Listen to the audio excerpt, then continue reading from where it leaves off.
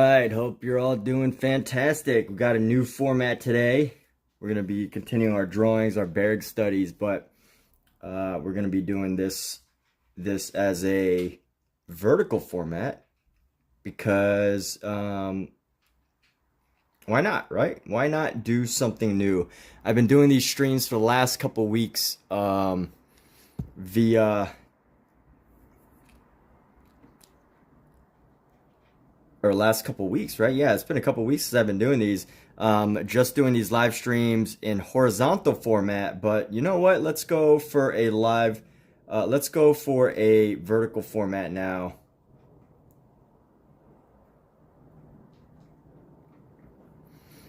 We're gonna do vertical format just because. And let's see, why does it say limited?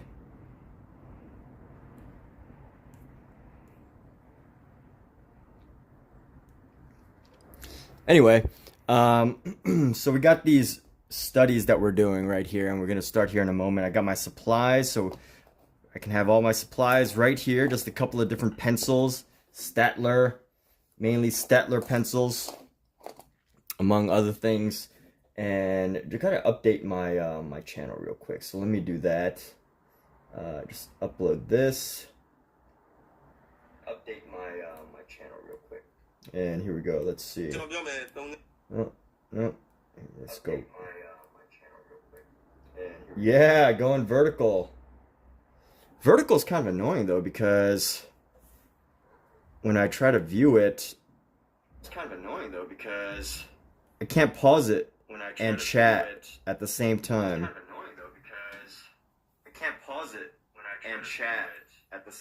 So now you're hearing me like 3 different times. So now you're hearing me like 3 different times. It's a little crazy. It's a little crazy. But why can't I just view the stream? Ah, here we go. Description. Why can't I just view the stream? Ah, here we go. Description. Why can't I just view the stream? Ah, here we go. Description. Why can't I just view the stream? Ah, here we go. Description. Why can't I just view the stream? Ah, here we go.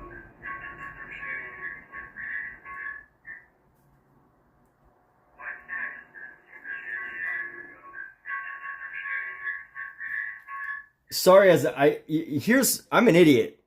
I am so dumb because all I needed to do is just mute my video. That's all I needed to do was mute it.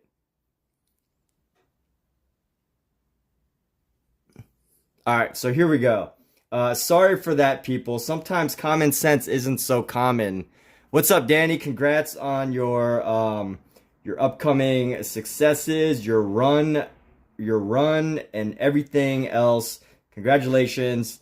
It must feel great. You must be feeling amazing with all of these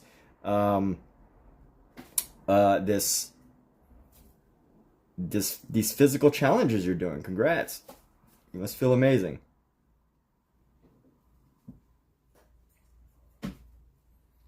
Oh wait, here we go. Why?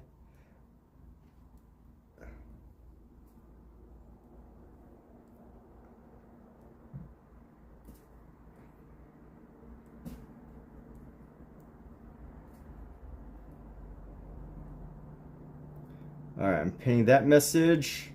Hold on, I'm almost ready to stream. So it takes about 5 minutes for me to get my stream set up.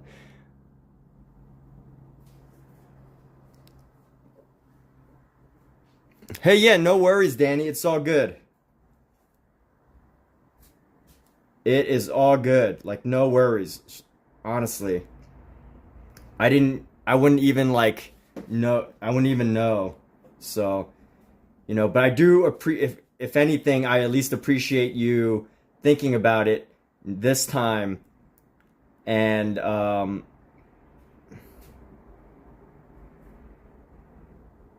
you know, I at least appreciate you just considering it as a thing. So being considerate in that sense. But it's all good. So congrats. You make it sounds like you're getting some movements. You're moving. You got some moves going for you. So you feel very accomplished. Wonderful. You know, keep up that energy. And, you know, so here's the funny thing. When I finished my marathon, my first marathon, I got this email the day of. The day after, the day I finished the marathon, that evening, they sent out an email and they said, one of the hardest things, one of the most challenging things, you know, or no, they were saying it's like totally normal to feel like you're missing something in your life after you've finished the marathon because you've been training, and then suddenly, you know, suddenly you have nothing to train for anymore. And they said that it's totally normal to like feel that, to feel like a little sense of like loss. And they said that it's a common thing that happens when you have goals. You have like a big goal, like training for a marathon, and then, you know, out of nowhere, you don't have to train for it anymore, and you have no, you know, you've finished your goal, you've accomplished your goal, and they said it's normal to feel down. So, and they said that one of the best things you could do is pretty much just to, you know, come up with another goal. That's it.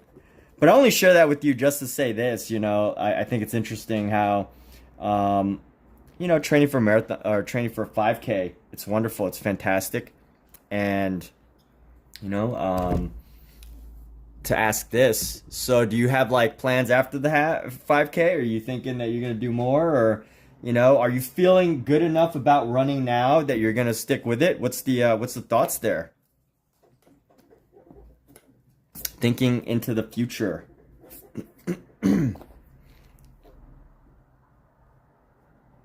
So last stream I did like this. I was doing this and I was a little bit stuck on this hand. I've been stuck on this hand. This hand has been giving me issues because this thumb needs to be a certain way, and I have not been able to get this thumb to be the way it needs to be. So I'm working on that. I'm being a little bit perfectionist here. Just imagine you're here. What's up, Bowinator? How you doing? Bowinator. You know what? We'll put you to sleep, Bowinator. We will draw you to sleep. We will draw you to sleep. So that's what we're here for, to draw you to sleep. All right, so this is like the fourth time that I'm attempting this hand. I just can't seem to get it right. So we're going to hope that get it this time. Even if I have to make this thumb a little bit longer. I think we're going. This is going to drive me nuts if I don't get it this try.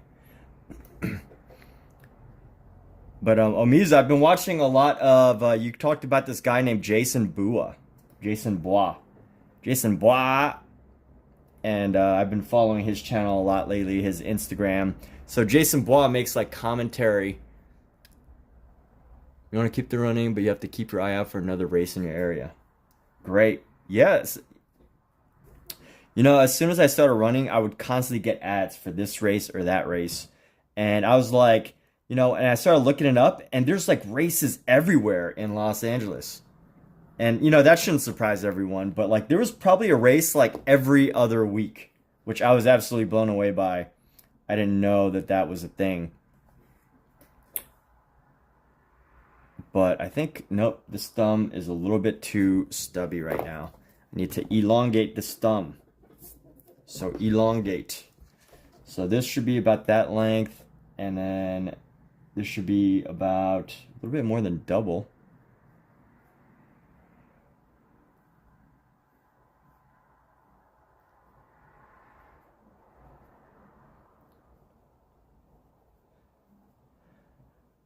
Okay, here we go. I think we're getting somewhere now, finally.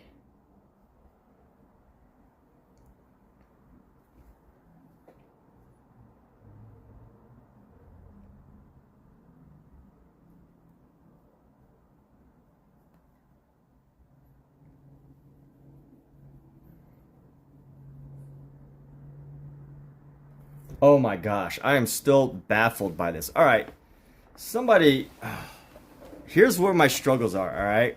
So I got this thing right here, and if I make this hand this angle down,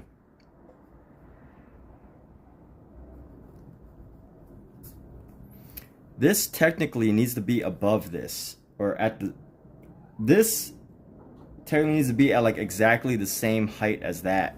But I keep messing that up. And that thumb looks so weird right now. So this will be the 5th time I had to redraw this thumb. Probably the 5th time.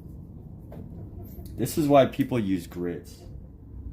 Look at this funny looking thumb there. Bua is hilarious. He's been posting a lot of critical takes on bad or non-art. You know, I like Bua, but I think he still hasn't like fully embraced his potential as far as a critic goes. Like I feel like Bua is still trying to be nice and not offend people. And I feel like if he just goes just a little bit over the edge, just being a little bit more critical, he could totally have like just dominate Instagram. But he's still like, you know, I guess like every artist, no artist wants, you know, an unfound critique. But you know, some of the stuff that he posts, like these people are just asking for you know, critiques. They're just asking to be made viral. So it's like, why not, right?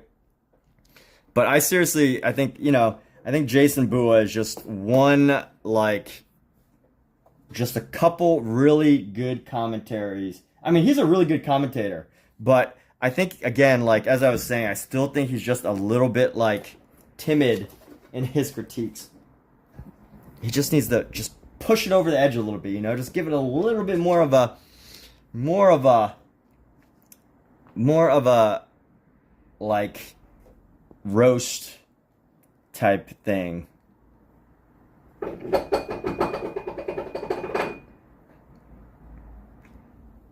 But man, that's just me. Obviously, he's got his own ideas.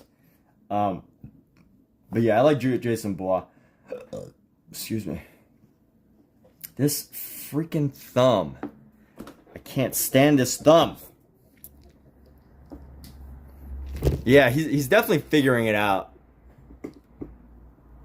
But I mean, he's been doing these videos for a while, but you could just tell, like, you know, he's just one like, he's great. I just think that he needs to, for the internet, he's good, but he could be great. And he just needs to be a little bit, not unkind, but like, you know, a little bit more roasty. And he just needs to be a little bit more roasty. Like, I think he should, like really, really lean into, like, roasting the bad art.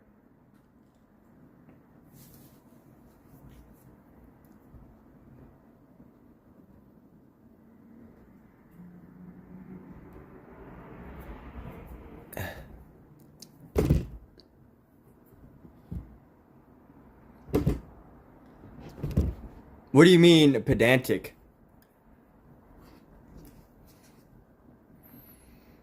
Hold on, let me try this thumb one more time before I leave it up to the masses.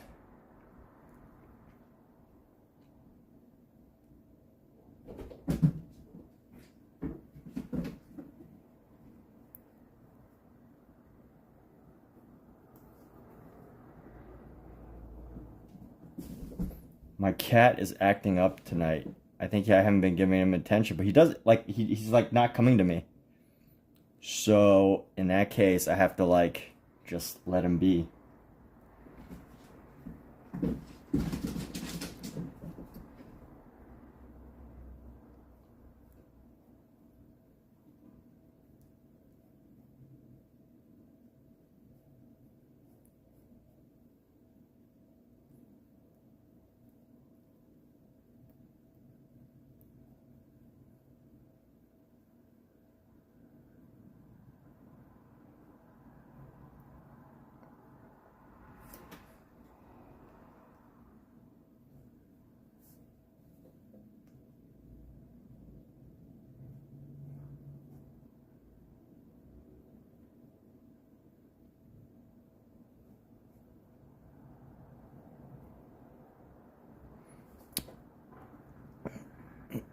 Think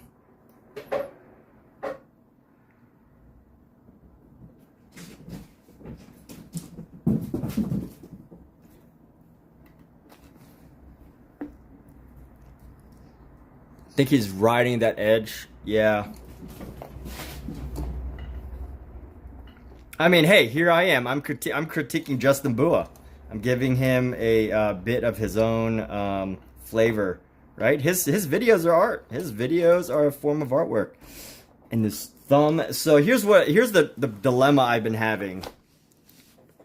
Is this? Oh yeah, here's the reference. So this freaking thumb. This thumb right here. So as you can see, there's a line guide right here. Can you see that? Yeah, you should be able to see that.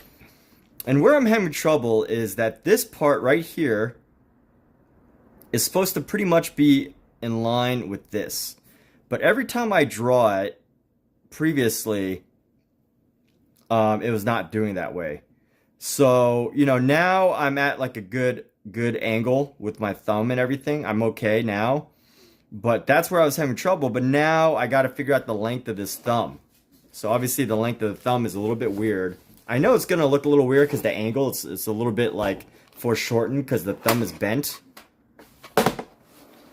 You know, honestly, I like the previous format a little better because you could see everything. But, you know, maybe the world doesn't need to see everything. Maybe the world doesn't need to know all of my juicy business. So, let's go like this. We're just going to give this one more shot. I'm going to elongate this just a little bit more. I'm going to give this a nice reach, and then give this some nice length right there, and then give it a nice curve right there.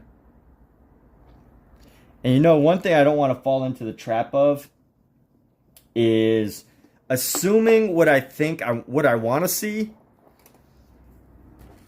versus what is. That's the one thing about drawing that you can fall into the trap of, is like, I keep wanting to make this thumb longer because I believe that the thumb needs to be longer. But, you know, if the reality of what I'm seeing is that it's not longer, then, you know, you have to find that trust in your personal judgment. That can be quite hard sometimes. And here we go. We're just going to go like this. And we're just going to go like this. And then like this. I mean, that thumb almost looks exactly the same, but we're going with it. We're going to ride this and then just do it. So this is almost about the same. Only like 5 tries. No, this is like 7 tries. 8. I probably erased the thumb at least 8 times.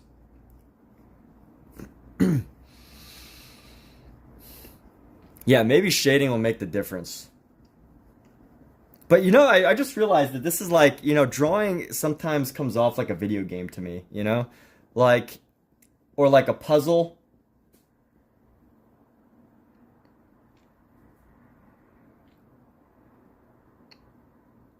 It's like a puzzle. Like if you've been trying to figure something out and you don't figure it out on the first try, and you could try the same boss, beating the same boss for like hours at a time, and you just get nowhere, and then like you go to sleep and then you wake up the next day and you just figure it out. It's like magic. I might just have to make this work and just like leave it, because I think it's relevant but not overly important.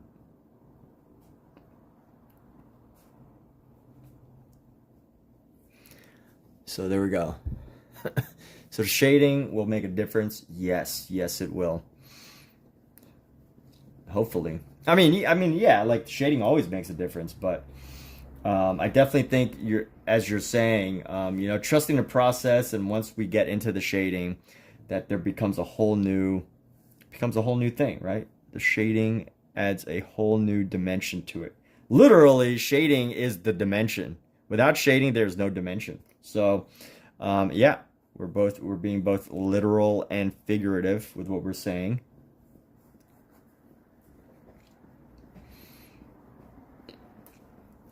This thumb is so ugly. Such an ugly thumb. Who has thumbs like these? Nobody.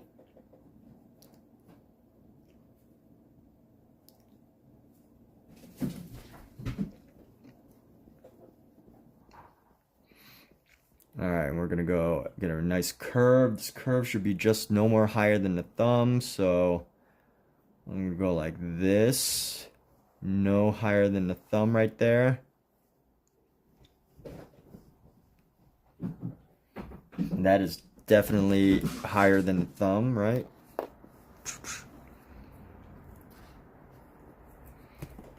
Let's get a little bit lower on this.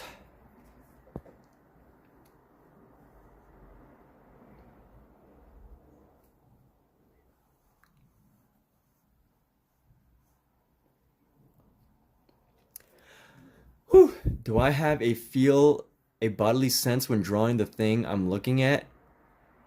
Do I have or feel a bodily sense when drawing the thing I'm looking at? I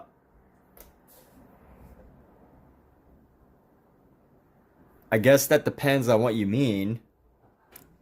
I don't want to say no because I feel like this is something that, you know, if I'm a real artist, I would be able to feel it, you know?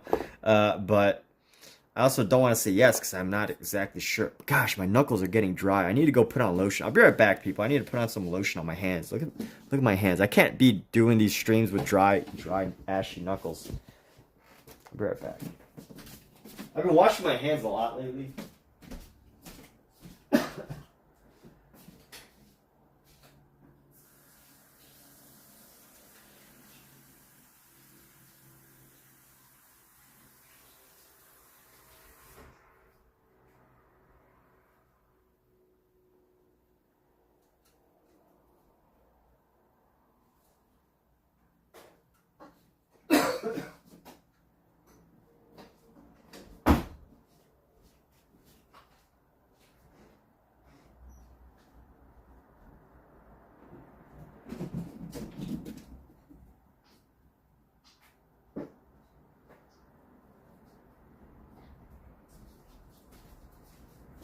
Scott, are you mad at me today? Huh?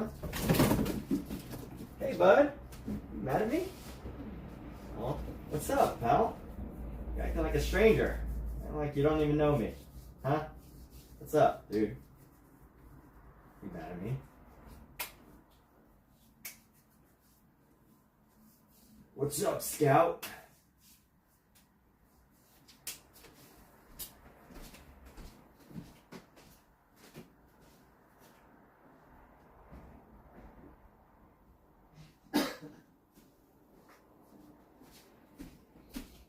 Hey, handsome dude. Come on. In case anybody's wondering, what do I use for hand lotion? I feel relaxed when you do artwork, kind of in the zone. Yeah, I just get zoned in, pretty much, you know, get into that flow. So if anyone's wondering what kind of hand lotion I use this. Because the thing is I don't usually I usually use Gold Bond. But here's the thing is I don't usually use lotion until it's like too late. Like when I'm starting to see the skin crack a little bit and it's itching and like it's not good, that's when I actually start to use lotion. So I usually need like extra strength stuff for when the emergency finally does happen, which I don't recommend. I had like a good lotion, hand lotion. I was consistent with hand and body lotion for a little while, but I don't know. Just hard to keep up with till you really need to. But I like Gold Bond. I use Gold Bond. But obviously, always talk to your doctor, your dermatologist, and you know, speak with your dermatologist for your specific situation. You never know what could be up. Scout, what's up, bud? Wow, I missed you. Why are you running away from me all night, huh? You mad at me? So I was away all day. I think my cats are mad at me. He's running away from me all night. Not like running out of fear, but like running like, hey dude, let's play, or hey dude, how come I haven't seen you all day, man? But he seems to be good now. I gave him a couple head kisses and he seems to be okay. He's sitting here now grooming. So sometimes that's all a cat needs is a kiss on the head. Right, Scout? Huh? You just wanted a kiss on the head? Little peck on the forehead there. All right, let me put on some focus stuff here.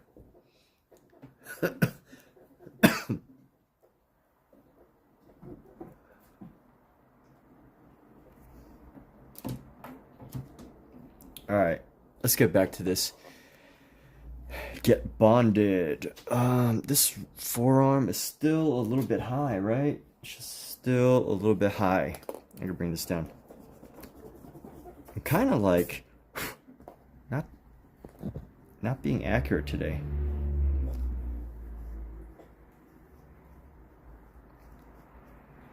That's good. That's a nice line there. So here we go.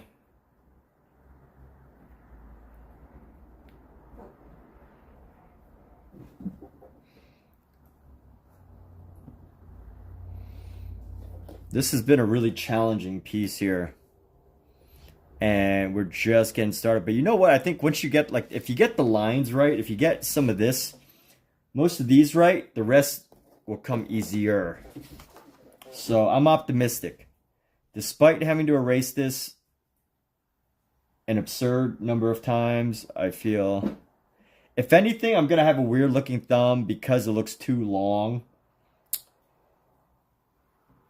But you know what? I think this actually looks good. It looks like a good length. Because it's like, it's on the side like this. Like it's going away from the camera. So it's not like that. It's like going away. So that's what makes this thumb hard. Do I catch myself holding my breath when I draw? You know what? I have no clue. Honestly, I don't know.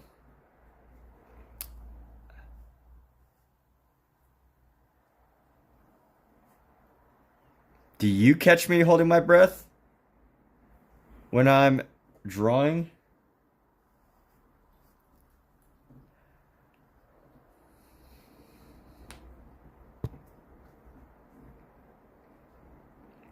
Honestly, y'all probably know some of my habits better than I do as far as drawing goes. Isn't that funny? Ha ha, it's hilarious.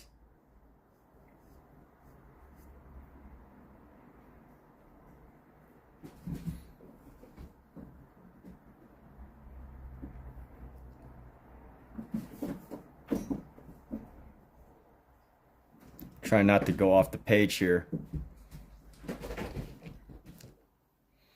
Oh, that line's a little too long.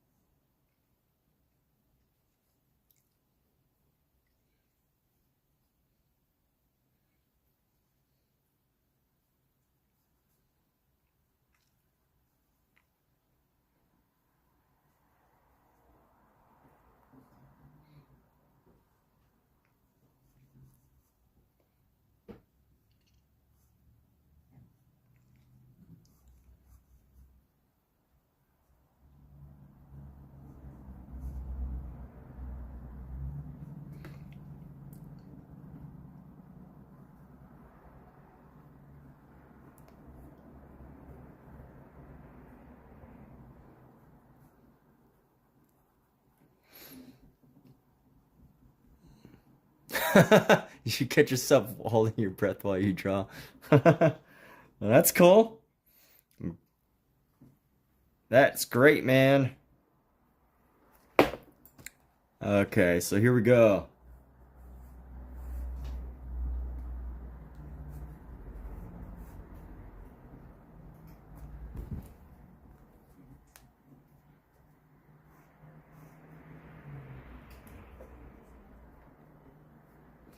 I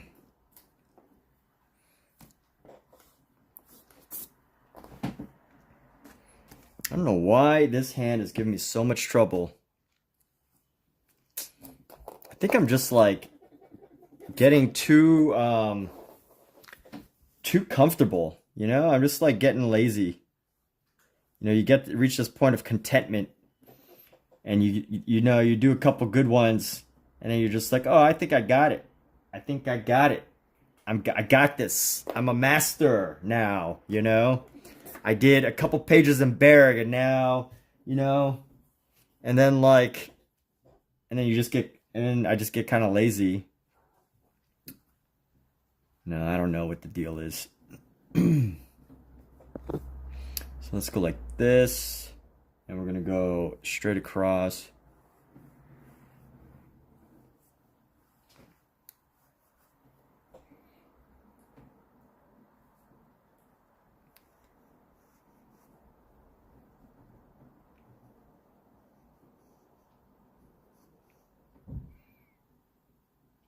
So this needs to come further over and around this, a little bit past that, and there we go.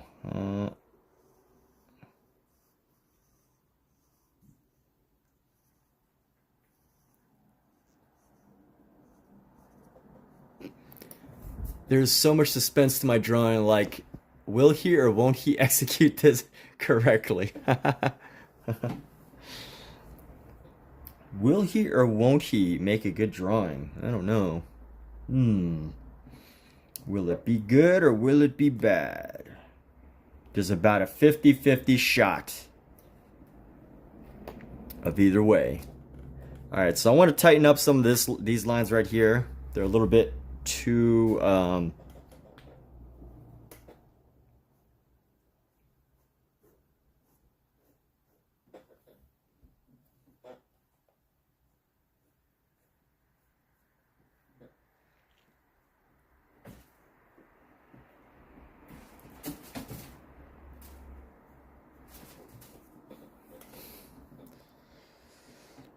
okay. Here we go. We got this, and then let's go like here.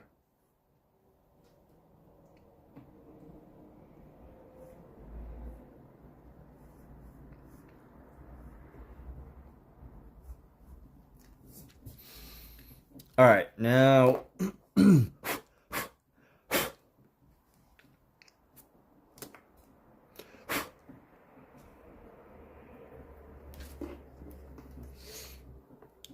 all right, here we go. Let's get into our sketching here. So we're going to use our STAEDTLER, our Mars Technico here.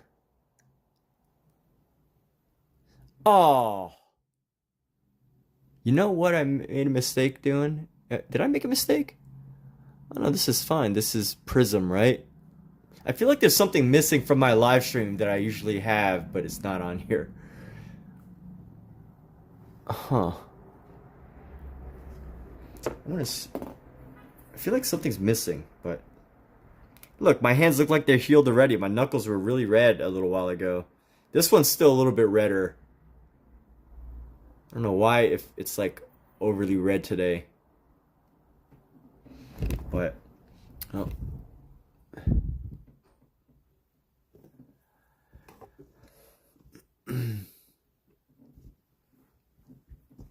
I've not heard of Paul Talk, no.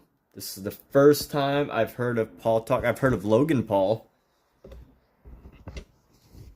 I've heard of Logan Paul. Am I punching logs? Yes.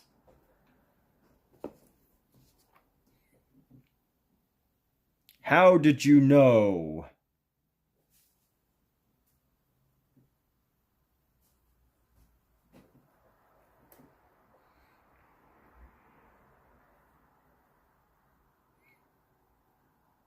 Is it creating a lot of volume issues here?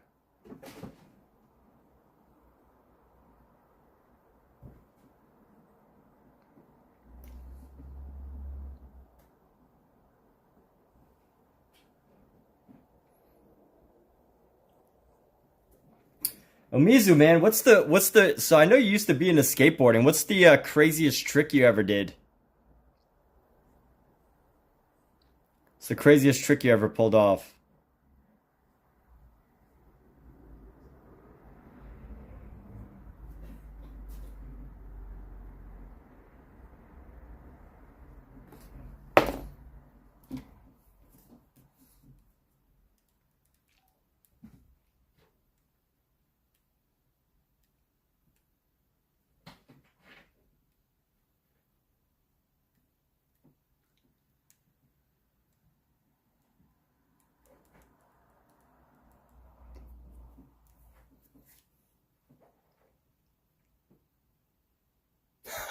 Talks down to you about art. He sounds hilarious. He sounds hilarious. Let's look up Paul Talks.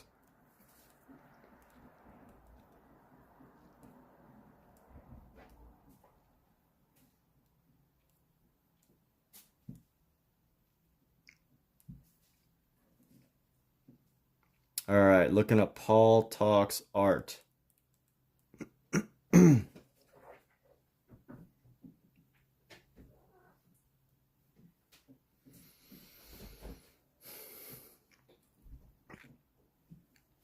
So let's see. See, Paul Talks art in the age of anxiety. Oh, Paul Talk. This guy. Oh, he's got cats too. He's a cat guy. All right.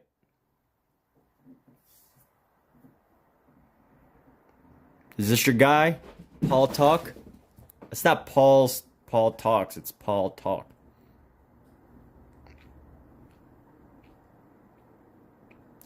Paul talking down to younger painters. That's funny.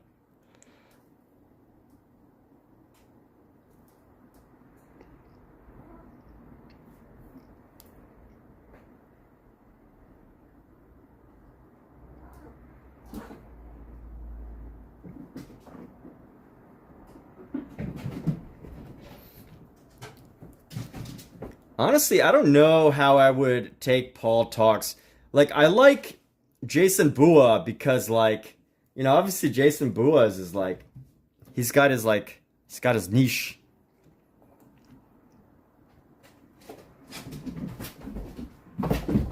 What's up, Wonderland? Hey, congrats. If you want to share?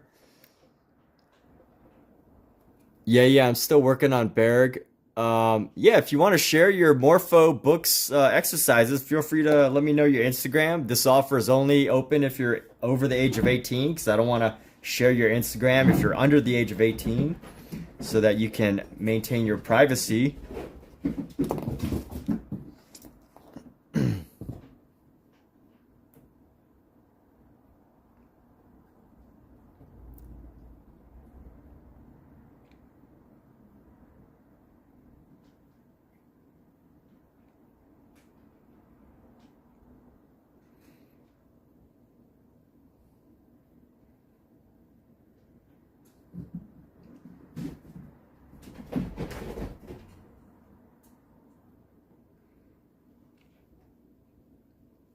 If you want to show off your drawings, this is totally open to do so. If you want to plug your Instagram, plug your channel, whatever, feel free to. Like a snack, Paul is a meal. Morpho books.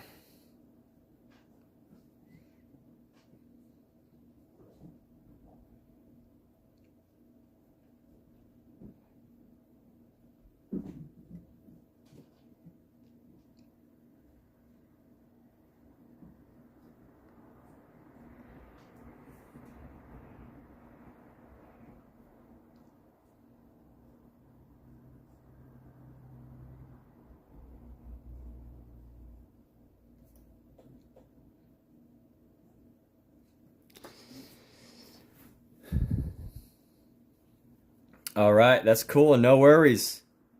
just wanted to put that out there. I like to put that out there for anybody who, you know, drops by, stops in, says hello, is you know, if you want to share artwork, if you want to plug your YouTube channel, if you want to, you know, promote yourself, people are totally welcome to. I love when I have an artist plug their channel on my channel.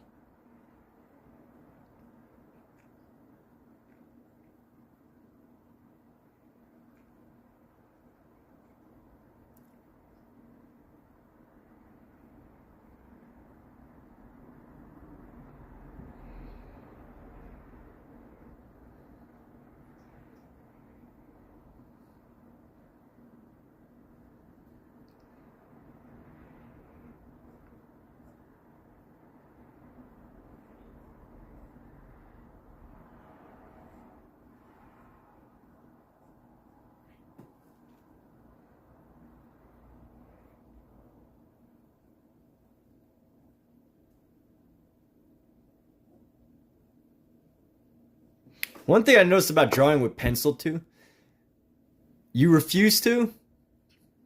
One thing I love drawing about pencil is like I can sketch over lines and it just emboldens them, but if I try to do it with a pen, it becomes very feathered, which is not a good look.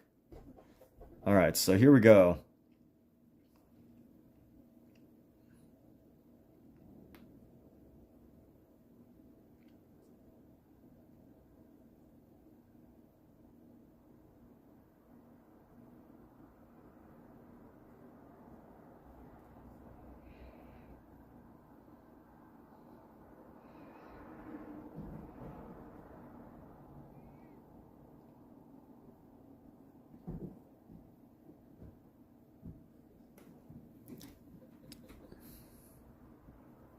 All right, here we go.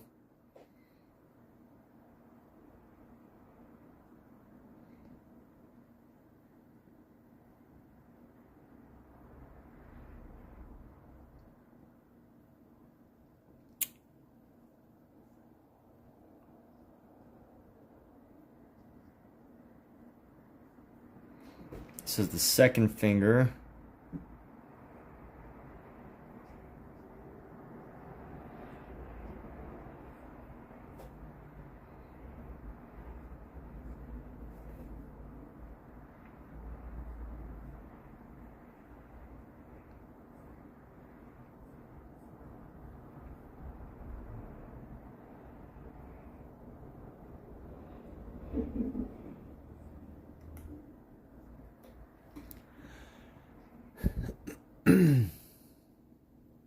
Oh, is that why?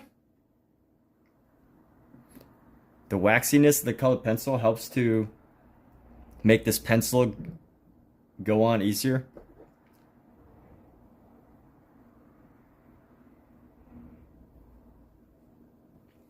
Huh.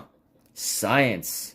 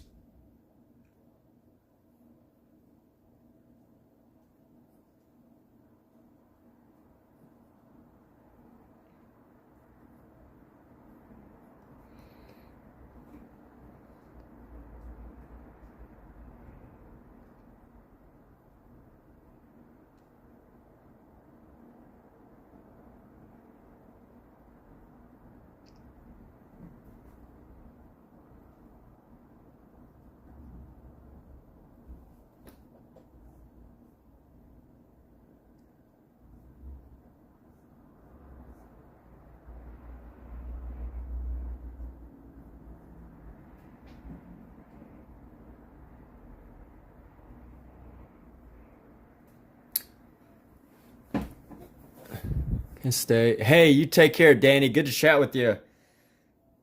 Good to hear your updates. Awesome to see and hear about all these amazing things that are happening for you. Sounds like some big life changes. Fantastic, wonderful, awesome. See you next time. Take care. Hope you have a great evening. I will still be here for at least a little longer. I'm thinking another like, I'm thinking like another hour or two. I'm not gonna stay on too late tonight. I don't have to work till around 9 o'clock tomorrow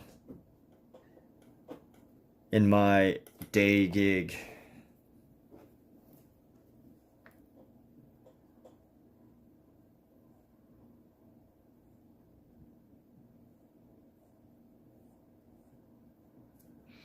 So I just wanted to elongate this thumb a little bit. Elongate this thumb.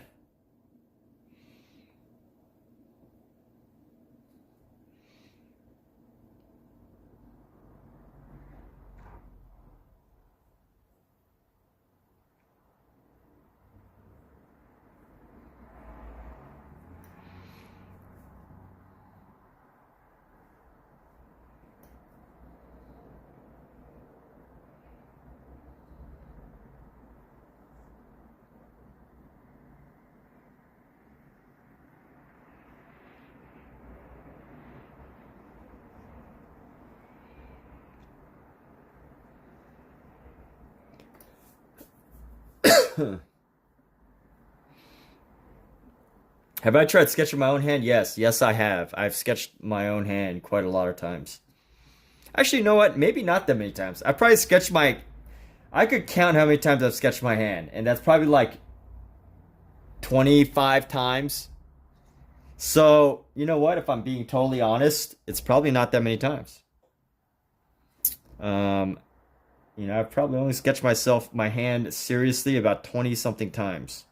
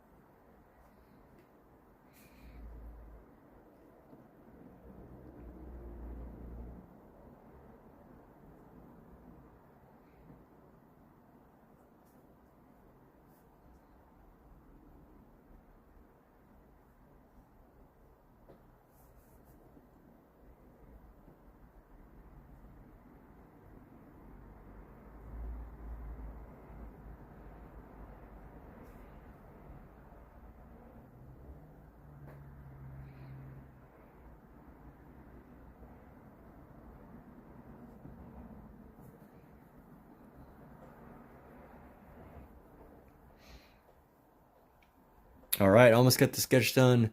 We're starting for the copying the Bargue plate or working from life. I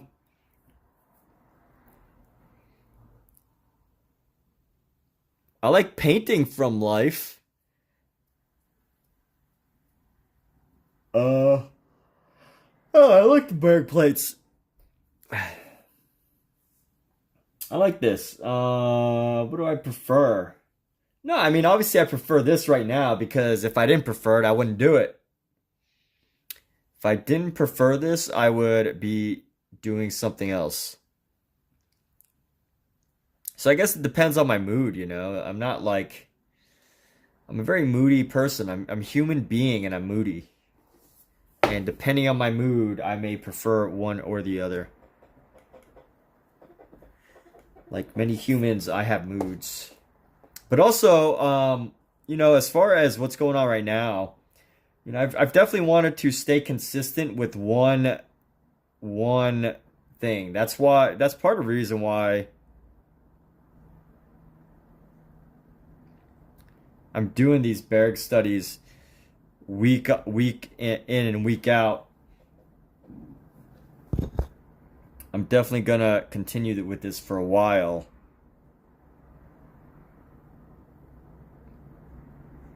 But I do like Bargue. I like Bargue a lot.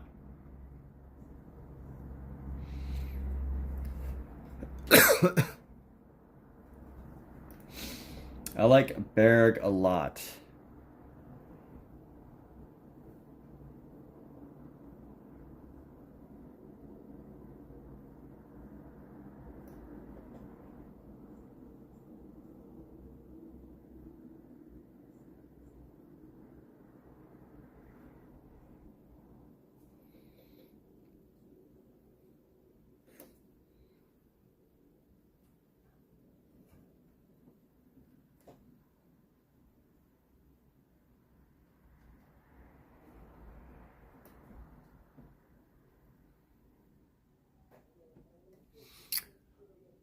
Copying the Bargue plates, yeah.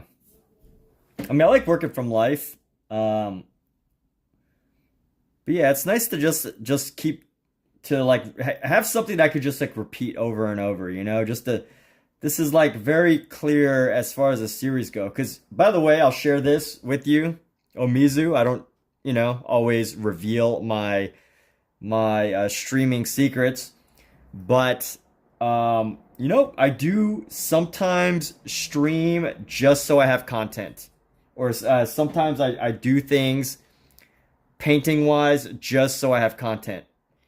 And this series of just all these drawings and everything is somewhere in between. It is somewhere in between having a series that I could just repeat over and over and over and over and over again.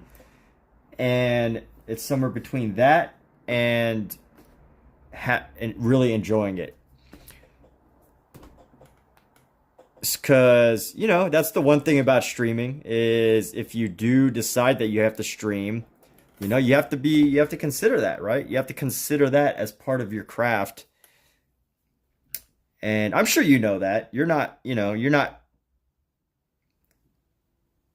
a stranger to streaming and some of the thoughts that have to come into, you know, this idea. But, you know, we don't all think the same, right? You don't think like I do you? We don't have the same brain. Or maybe we do. What if we had the same brain? What if secretly we were Siamese twins that were separated at birth without us even knowing? And we share a half a brain each. Which brain did you get? The left one or the right one? Or the top part or the bottom part? I don't know. All right, I need to go like this. You got the good brain.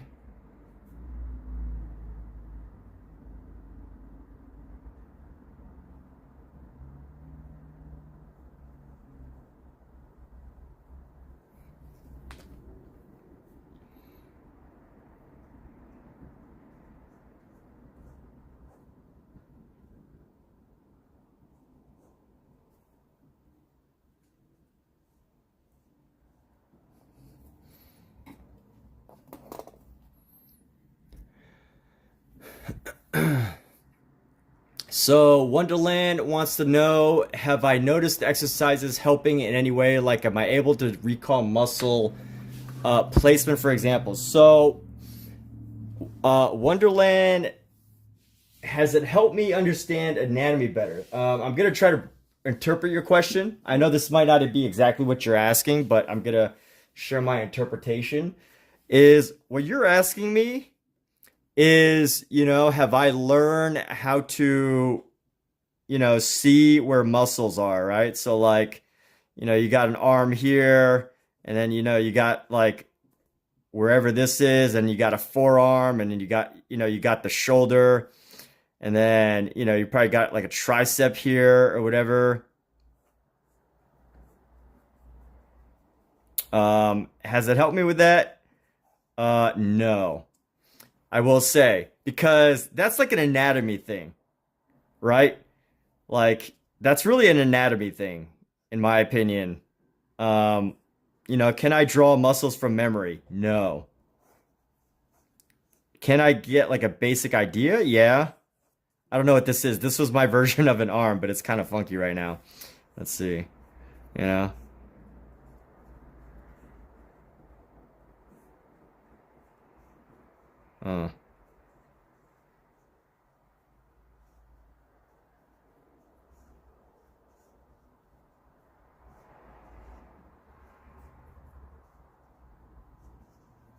Yeah, anyway, has it taught me better anatomy? No, right? That's what I think your question really is muscle placement, all those things. No, not at all. Um, but what it does help me to do is if I look at anything, right? Like if I'm to look at anything in my environment, so like in front of me, you can't really see, but like I'm pointing in front of me. If I'm looking at anything in front of me, I can really start to better like sketch it out, right? Because I can constantly see proportions. So like I'm looking at a cat tree right now, and I can quickly sketch out the proportions, and I feel confident that it's whatever that I'm drawing is going to come out accurately. So, I got like a little cat tree right here, and it's a little cat tree, and then so that's where it's really helping, right? So I'm constantly like my mind right now is just breaking down the proportions of everything, right? So I think what Bargue really teaches you how to do is to see, but not to like memorize. So, am I better does Bargue make you better at anatomy? Probably not. Definitely probably not, but it does help you to learn how to copy, what you're seeing. So if you ever go out drawing, sketching in public, I think Bargue is really helpful, in that sense. Like I feel confident just constantly sketching and then, finding the placement of things and objects where they need to be. And that's where it really comes in handy. And finding proportions, because that's what you're constantly looking at, right? Like, I'm just like looking in my background here, and I could quickly sketch out what I'm seeing.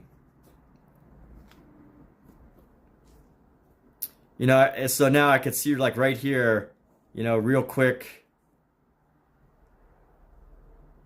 just like, you could size this real quickly, what I'm seeing over here. And, I'm trained to like see proportions. If I draw a box like this, then, I could quickly see that if I'm going to go like that, then, I could probably go like that. If I'm going to go bigger, then I could constantly see the size, right? And if I want to copy something, see proportions, it's really about like copying as opposed to memorizing where body parts are. Um, so I hope that helps. I know this might not be the best example right here since it's not like a face.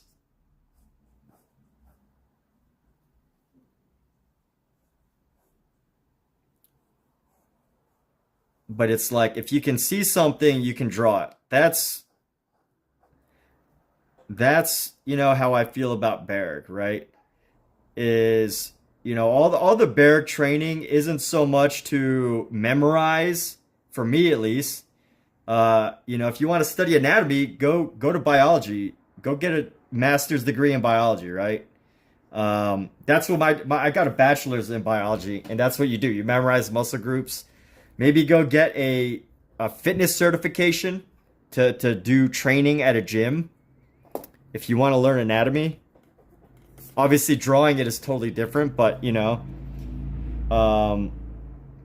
obviously anatomy can be helpful for the artist, right? It's important to learn if someone could teach you well, but is it really like totally necessary? I would say no, but that's just my opinion. And now I'm not saying never to learn anatomy, just like as far as drawing goes. I don't think memorizing every bone in the human body is like the most productive use of time.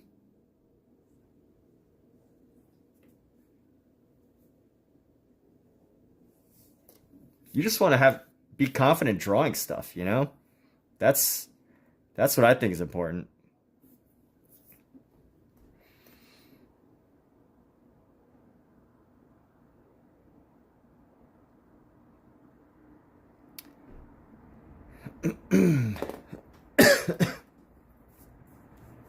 I mean, we could probably figure it out. I mean, Kim Jong-gi is also very special. He was in the military, and I think in the military he had like some type of job where he actually has to have a very good memory.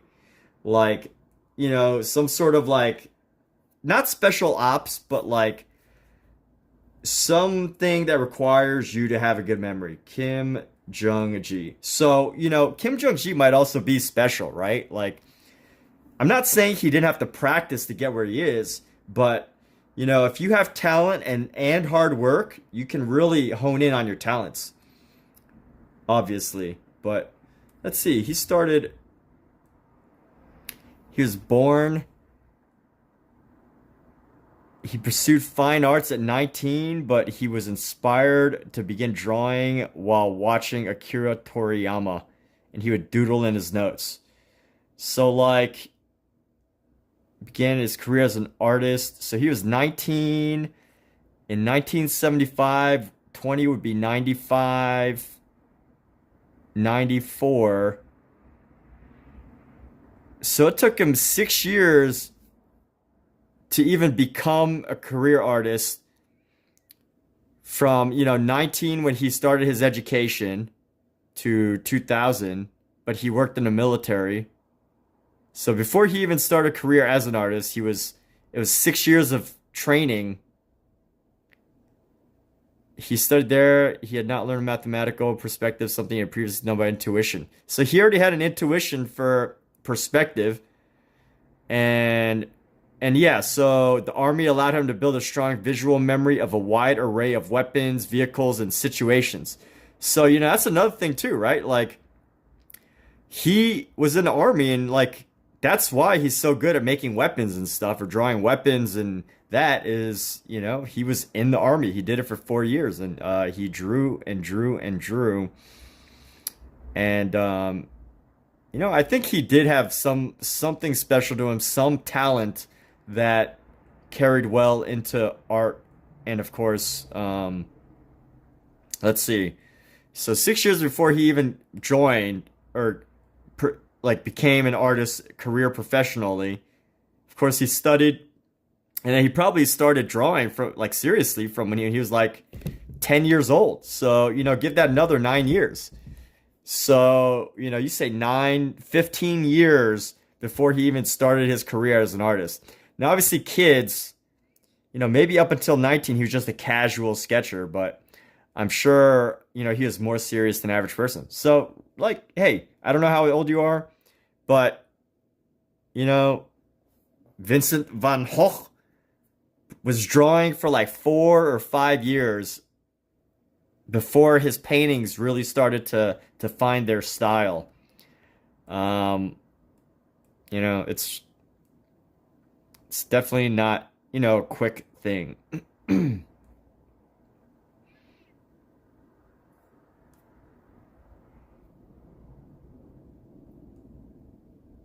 So, yeah, I mean, 19 years, is 6 years a short time? Well, like 6 years, but 6 years of like serious study, right? 19 fine arts, which in order to get to the university, and in order to get to the university, he had to have some talent, right? So like from the moment he actually pursued the fine art education, serious university study, until he actually got a career as an artist, which he spent in the military. That's about 6 years. He probably spent 2 to 3 years in the military. So like, I honestly don't think 6 years is a long time. I mean, you think about it, Beyonce. Let's take a non-artistic example. Have you ever heard of the 7-year rule?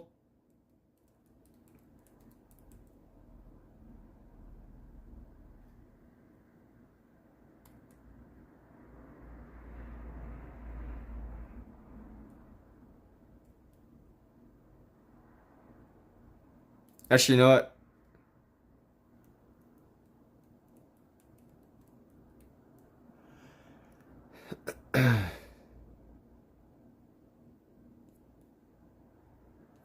So I don't know, remember where I read this, but someone said that like it takes 7 years to really build a career in something, get known for something by anyone. Just to like, 7 years is a general rule. But let's look at Beyonce, right? Beyonce first church song. So Beyonce first sang in a church when she was like 7 years old, I think. Let's look at this. Let's look at Beyonce. This early life, to get good at anything, right? I mean, it takes time. But let's think about how many years. Like 6 doesn't seem that outrageous, but it's probably much more than 6. So she was born, grandparents, raised in multiple religions,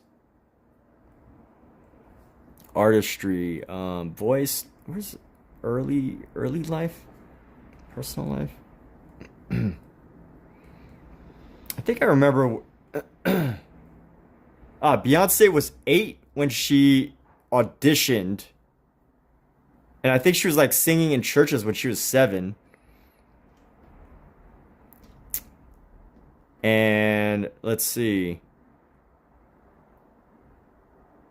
And then when did she join? So what? She was 8 years old. She was 8 years old. She was born in 81. So 89, she was 8 years old. 89, she was 8 years old. And then when did she join Destiny's Child? 89. So it was 8 years after, 7 years.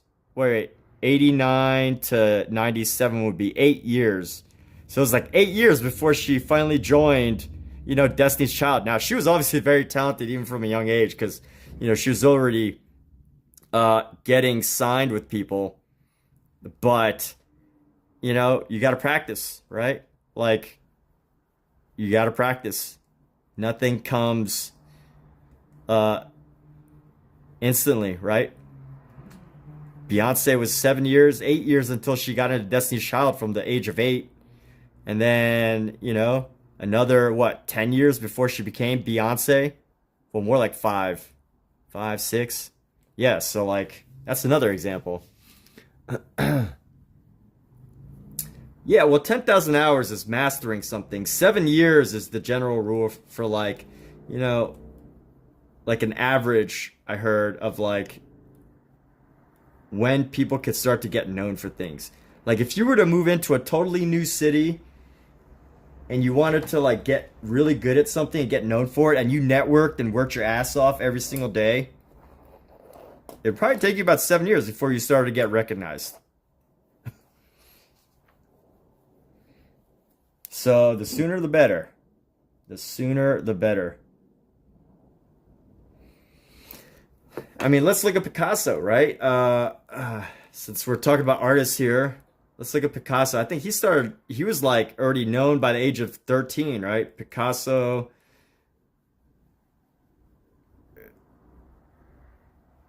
Young drawing.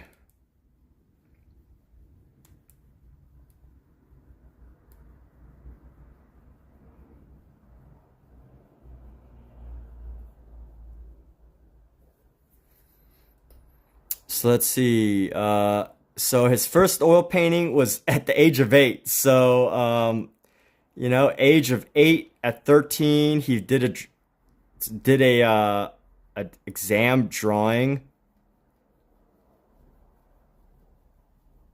So let's see, 8, 13, 8, that's 5 years, right? Like 5 years before he was able to do a full naked model painting or drawing. And let's see, the life around continues. And then, you know what? From 13 until, I guess it was 19 when he had his first solo show. Let's see, 15 years, he painted a big picture. So, like, these things take time. 7 years before he started making art that was recognized. Although he started before he was 8, obviously. I mean, super talented. Again, I'm using examples where people are super talented. They start really young.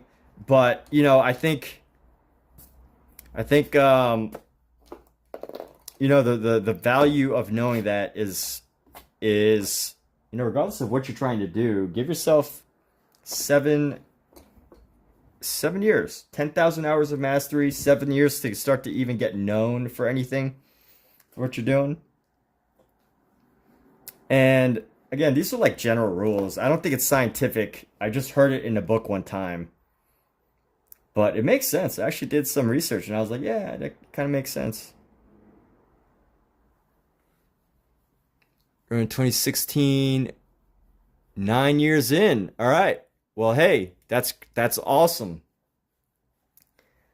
So, you know, I mean, yeah, where do you feel like you're at now, right? Like what's the question here? Is there a question? I mean, you're on your way, you know? And again, you know, Picasso, Kim Jong-gi, Beyonce, you know, they all were probably very serious. Like, you know, Picasso grew up in the 1800s, or like, you know, the late 1800s, I think. Was it the late 1800s? I don't know when he was born. He was born in, let's see. Picasso was born.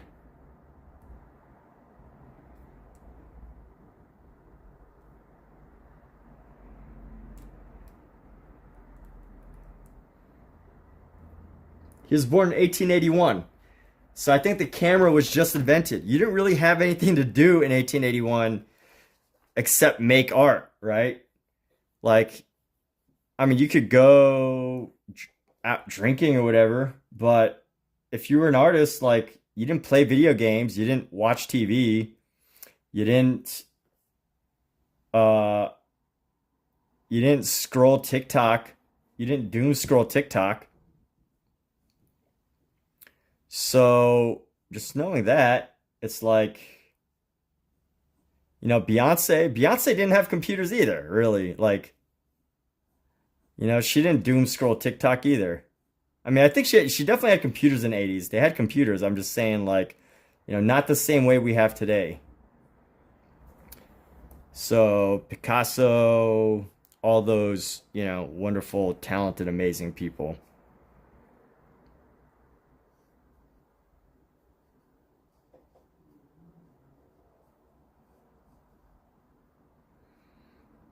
Hmm. How many years? I don't know, like, so I've been doing YouTube videos for about 10, but only about 5 of those years is really serious. Only in the past like 4 or 5 years have my YouTube channel gotten more serious. Um, Drawing or artwork. Well, I started painting 2 years ago, almost 2 years ago, but I got into drawing about 5 years ago.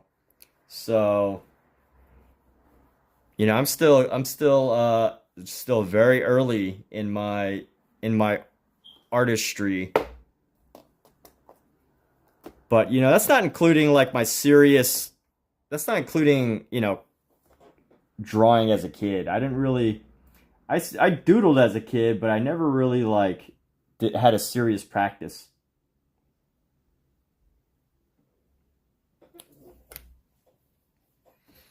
And this elbow, if I can just get this elbow just right, let's get this elbow just right.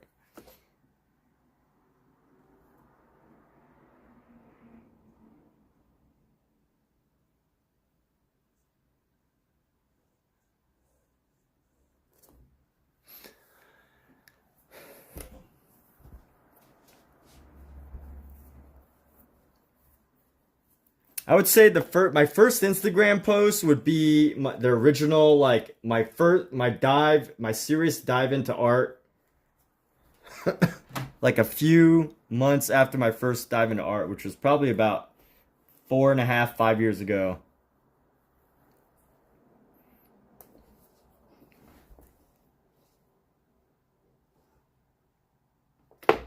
And you know what? This angle's a little bit tight here, so let's just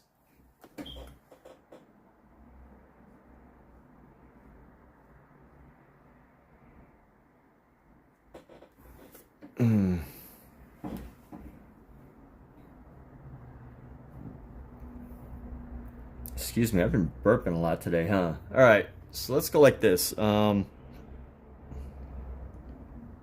Gonna sketch out some of our shadows now.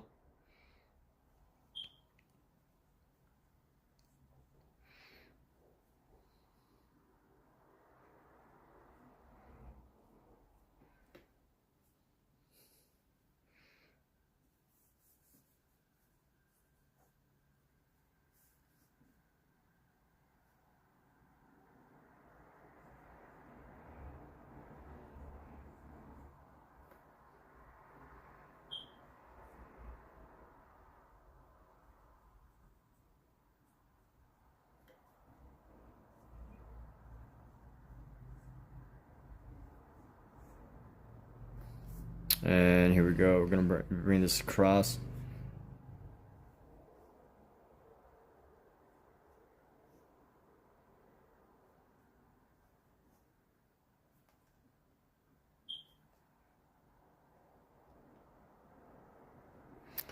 And here we go. Got some shadows going on. Let's do this finger right here. Do a little shadow here.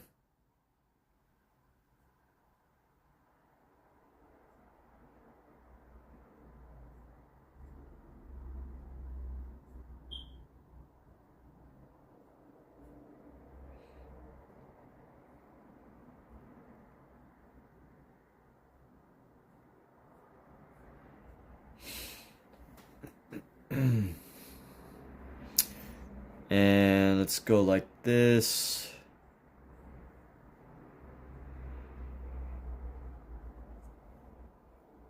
But hey, all these things that I'm saying, you know, they're like they're obviously I'm using examples from like the world's greatest, right? Um, and at some point, you know, some level, it's like a lot of those people that I shared examples are incredibly talented, right? There's only one of them in the world, just like there's only one of us in the world, one of you in the world. And you know, important to remember, you don't need to gauge your artistic skill by, you know, I use like famous examples, but you know, I don't necessarily think that um you know, they're actually the gauge of what it takes to, you know, get really good at something. Because maybe you have a latent talent just sitting in you, right? Like maybe you have a talent for something. Like Kim Jong-ji, he naturally knew how to do perspective. That just like, you know, in that wiki page, it said that he had like a had like a an understanding of it before he ever even sat down and learned about it mathematically. So, you know, he had a ability to observe and see things and come up with his own conclusions. So, you know, if you ever look at a Kim Jong-ji piece, which obviously you have, but I don't know who else is watching, you know, you notice that Kim Jong-ji is a master of perspective, and he also makes some really cool like armor and things like that. And it makes sense. All of Kim Jong-ji's life experiences has contributed to his art.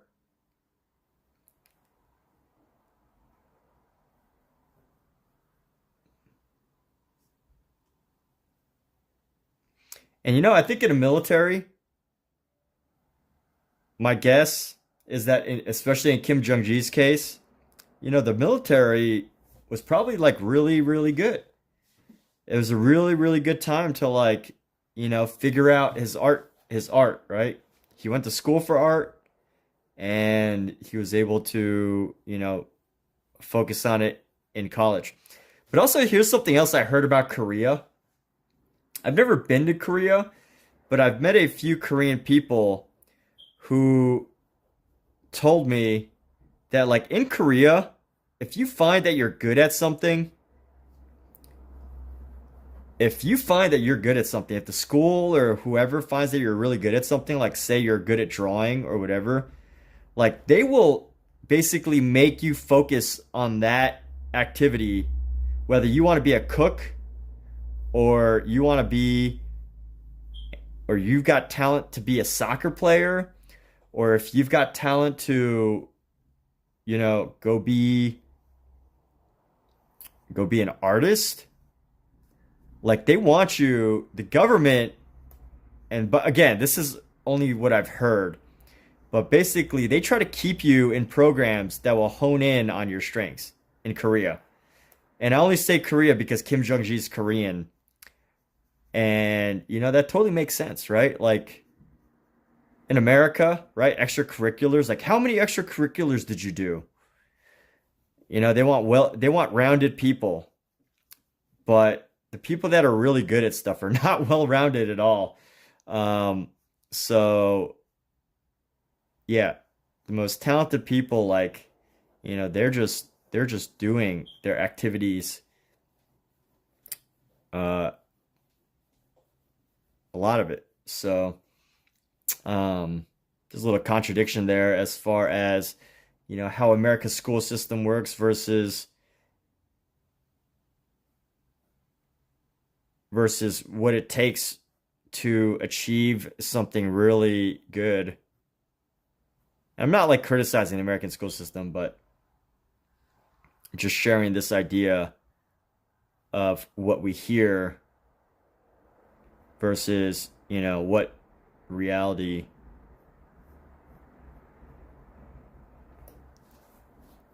of finding your own talents are. And you know what? I didn't really confirm if that was true about Korean schools, but it would make sense, right? And from the people that I spoke with, they said that because Korea is a smaller country, that they can actually do those types of things to like focus in. They have the opportunity to like focus in on just one specific skill because, you know, it's a smaller population.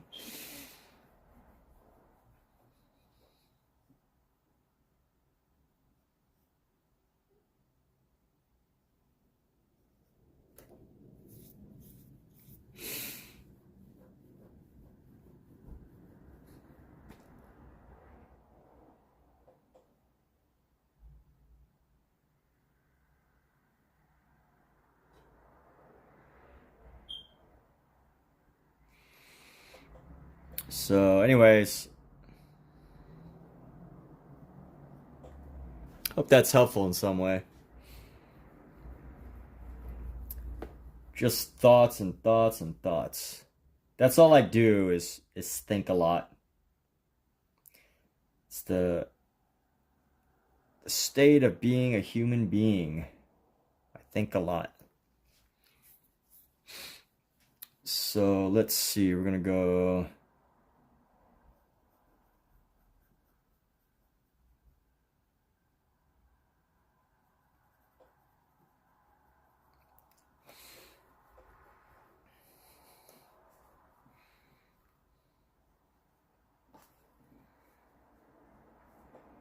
This is such an awkward angle because like this, I got, first of all, my camera, because of my live stream, I got this camera set up, so I gotta like have this awkward angle. Actually, you know what? I am a human being. I can move atoms.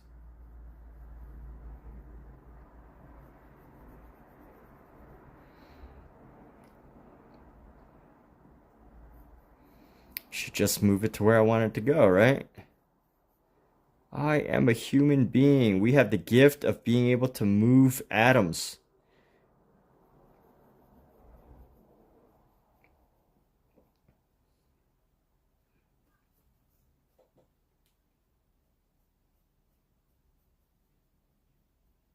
Isn't it cool to be a human being, people?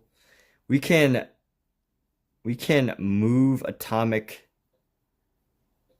stuff. Maybe not atomic stuff, but we can move atoms. Large amounts of atoms. All right. This piece has given me quite a struggle, and right now I'm going to go into a number 4. Let's just see how this goes. I'm not.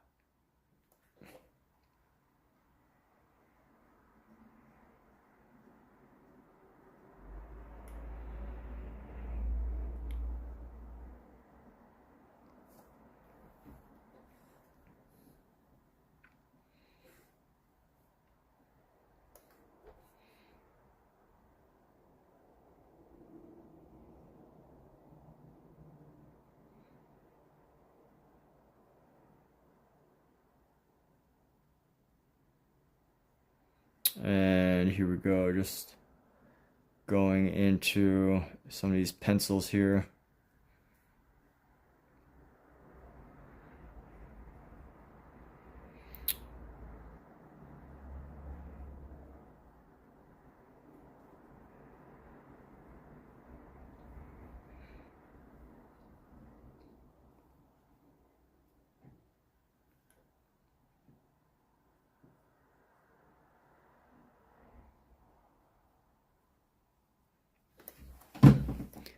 Definitely think I've gotten a little lazy with the shading on this one. So, I got this camera in front of me with a cable, and it's constantly like, I like the previous format better because I could put the camera like further to my left and it wouldn't be like right in the way.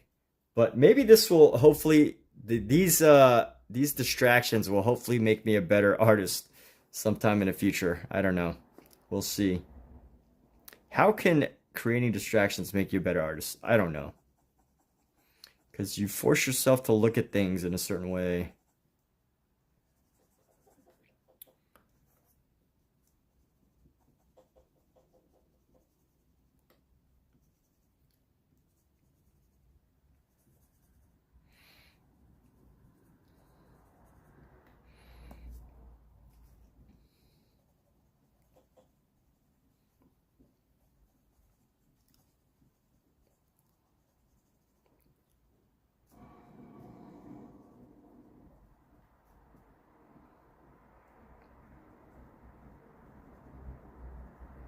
I'm going to try not resting my hand on anything and just sketching.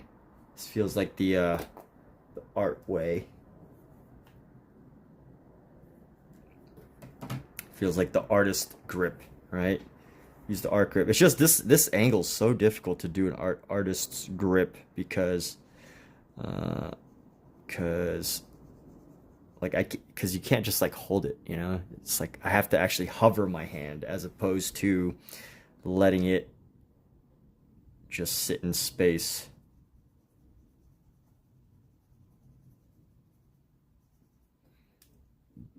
Yeah, I'm not going to be able to just hold it up.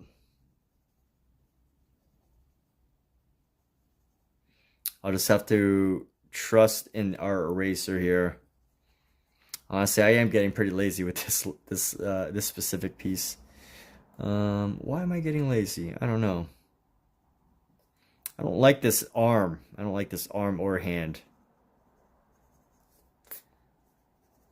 So, because I'm gonna do it again. I have to do this hand again, by the way. I have to do it again. So I just want to knock this out and not have to worry about it anymore.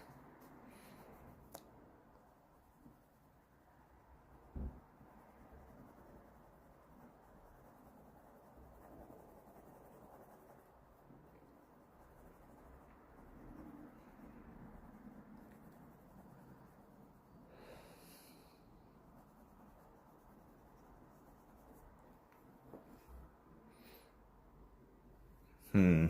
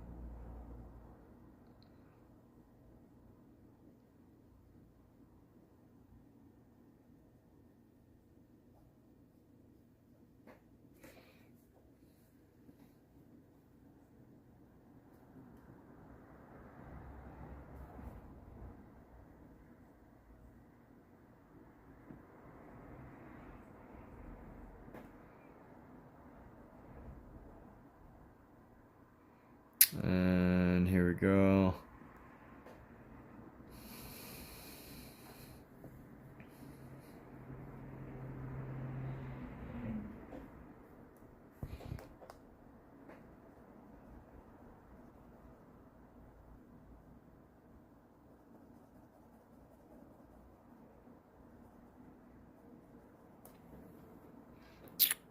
Oh, what is going on here? What's going on? It's this awkward distance. How many complaints can I make about my setup? Oh my goodness. I want to move this, but there's a cat under here too. Hey, Pookie. What's up?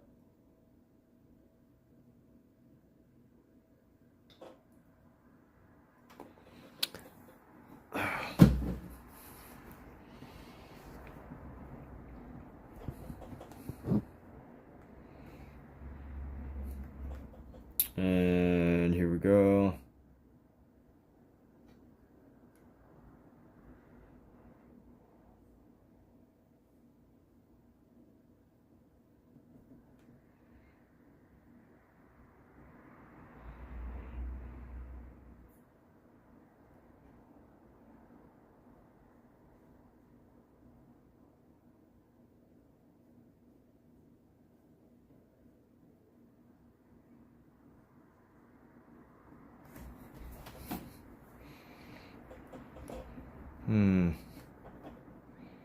And here we go. We're gonna go like that.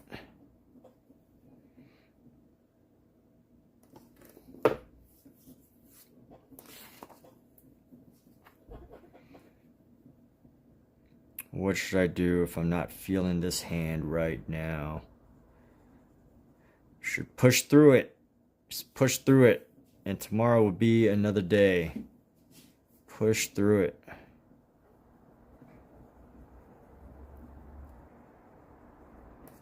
Honestly, totally not feeling this hand right now. Not feeling like finishing it, but you know what? I will finish it because that's what I do. I finish.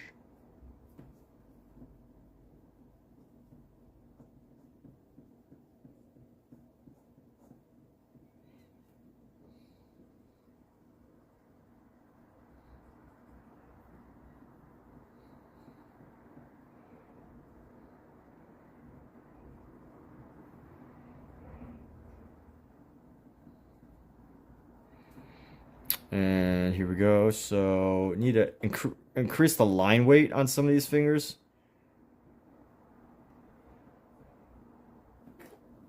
I might have to figure out an erasing situation there on the top of that, but see some line weight updates.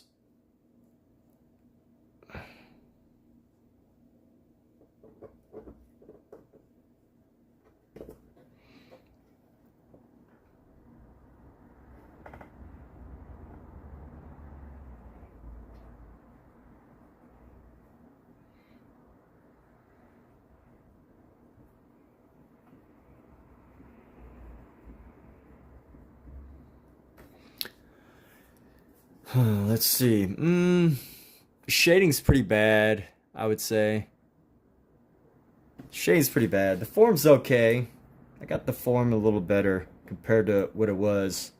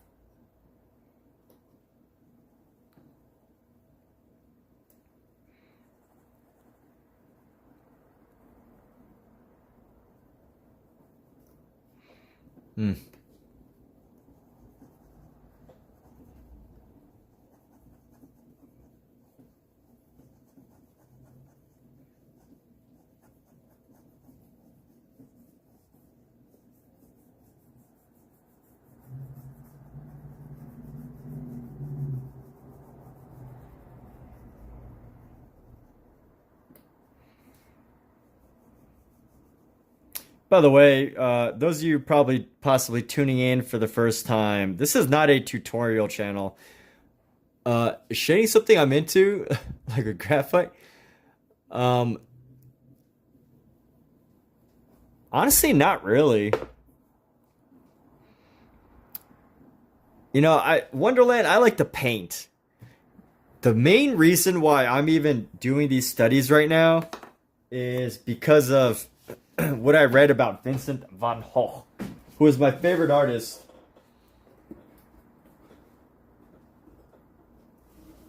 And I feel like if I want to like learn about his artwork, I have to study Charles Bargue drawings.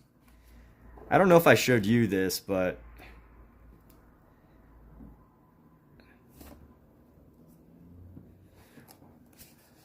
let's look at the appendix.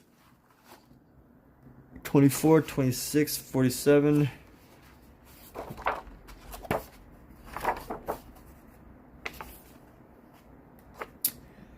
So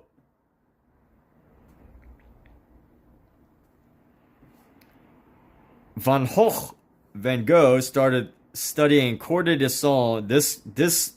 These things that I'm studying, he studied these, and it says, look, so eager was Van Gogh to learn from the illustrations of charcoal figure studies and exercises of Faucin. Oh, wow. So I've totally got this wrong. It says, exercises of Faucin, that he copied all 60 plates 3 times in quick succession. Exercises of Faucin. Oh, here we go. Part 1 of the Cours de Dessin comprised 70 lithographs. All right, but anyways, he studied the works of Charles Bargue. And you know what's cool is, so this is a Vincent van Gogh drawing, right? This is Vincent van Gogh's version. Apparently. And it's in here. So, you know, he basically copied this. So I think, you know, what's helpful is like, you know, knowing, so this is, oh wait, here we go.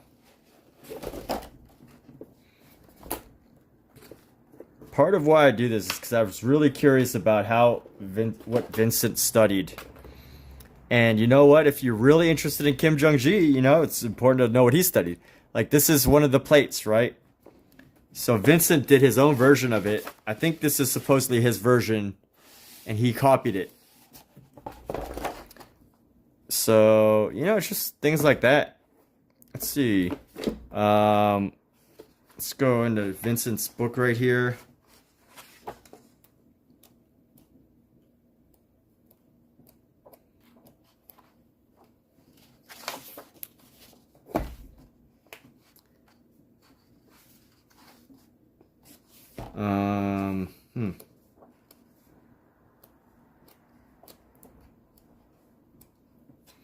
Yeah, like, you know, some of these figures from Vincent van Gogh's letters, I mean, they're the exact same figures as back here, you know?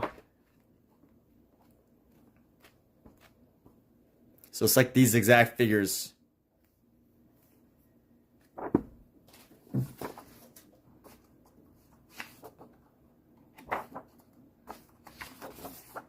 Let's see, where else? There's a lot of examples like this, but, yeah, it's like a little mystery unraveling for me, you know? It's like, how, so even this, I know this is his own version, but there is a version of that in Bargue. Let's see, where is it? See, there's a version of it in Bargue. Oh, not that one.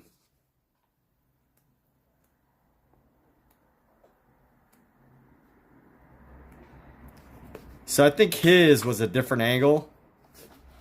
You know, Vincent came up with his own version. Honestly, I think Vincent was just having trouble drawing this angle.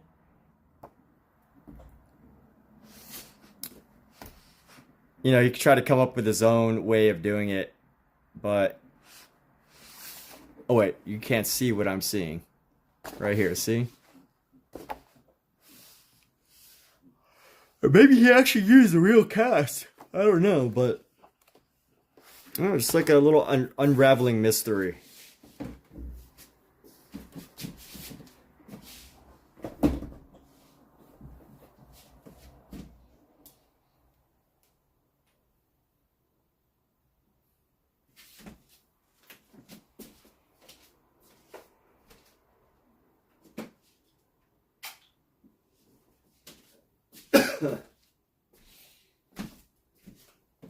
All right, well, anyway.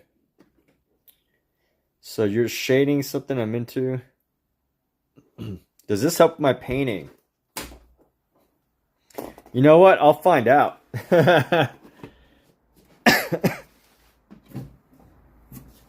know, I think drawing always helps with painting, though. I think drawing helps with my painting.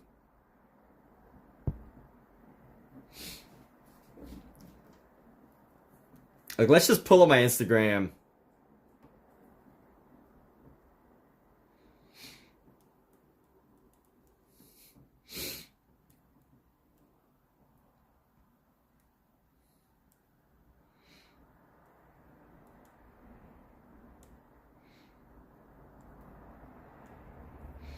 You know, like, I feel like drawing as far as or painting,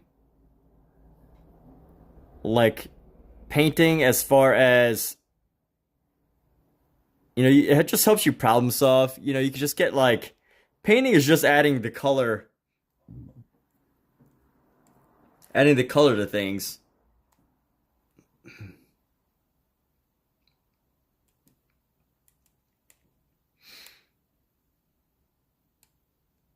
And, you know, you learn to copy, of course. But I'm actually pretty happy with how I came up with my copy of Gustav Klimt's. I'm actually pretty happy with that copy. It's not a master copy, it's a loose copy. But, you know, I think it helps to just have drawing skills. You know, still lifes, like so many things. Just you know, being able to be confident and, you know, creating the shapes of things. And then it's a matter of knowing how to manipulate paint. That's an older painting, but, you know, knowing how to manipulate the paint. Once you're done with the drawings. But, you know, these are my paintings. I think they're good, but you know, other people might feel differently. But I do think that, you know, so this is a still life is a great way to use Bargue. Like, you know, earlier we were talking about anatomy, and, you know, what I was saying was that it's not so much anatomy that it's helpful, but it helps a lot with being able to instantly see how things get laid out. You know, just seeing the proportions of things, seeing like where things are located in still lifes. I mean, and more importantly, you know, you've asked me, like, do I think it helps with this? Do I think it helps with that? And, you know, the answer is yes. I think it all comes together. Even something unrelated to art can help you in your art, right? Like Kim Jong-gi and his experience in the military. Picasso and him seeing a mask, a tribal mask that was from some African tribe. You know, your life experience, all these things help contribute to art, right? So, you know, more importantly than answering the question of, or you're asking, does it help with your painting? Yes, of course. But I think more importantly, it's like, you know, why are you doing it, right? Knowing the purpose that you're choosing to draw. And you know what? Maybe your purpose of doing the box, who did you say you were studying? I forget the name of it. Morpho, right? Maybe your purpose is studying Morpho. Whatever the purpose is, you don't have to share it, but, like, you know, maybe you just want to know how to draw like Kim Jong-gi. And, you know, just takes time. Right? But But anyway, I know my whys, but also I was saying this earlier, is sometimes I also do things because I stream as well, right? So I do have to keep a constant flow of ideas, a constant flow of content, and streaming does add a little bit of that pressure. So, um, I will say that streaming adds a little bit of the pressure, and it's not necessarily a bad thing.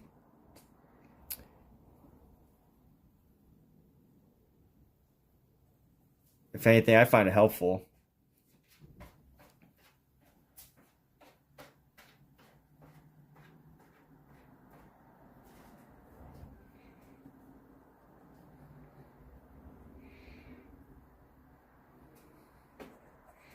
That's actually looking pretty bad, but anyway. With as much talking as I've been doing, I've probably only drawn for about an hour today.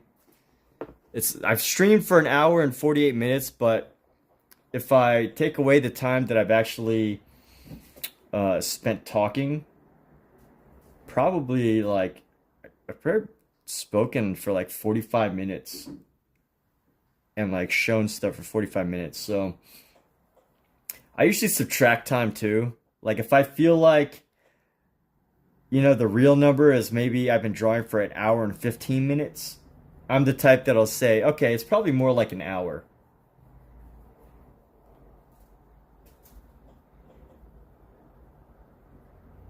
So yeah, but that's great. You got in 2 hours? Amazing, man. Fantastic. That is awesome.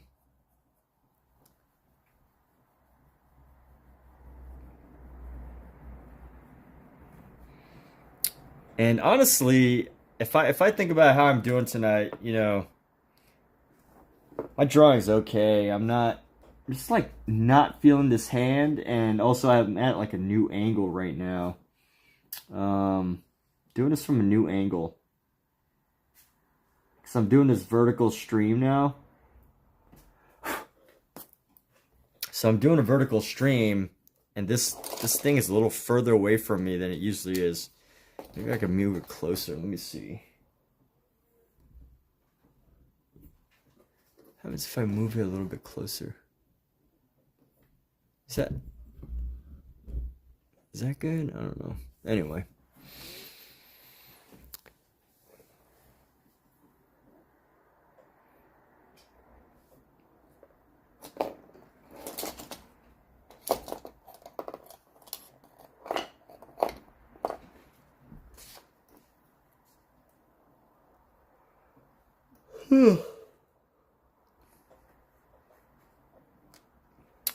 Yeah, it's been a long day. And also shading with graphite right now, I'm just going with it, man. I'm not like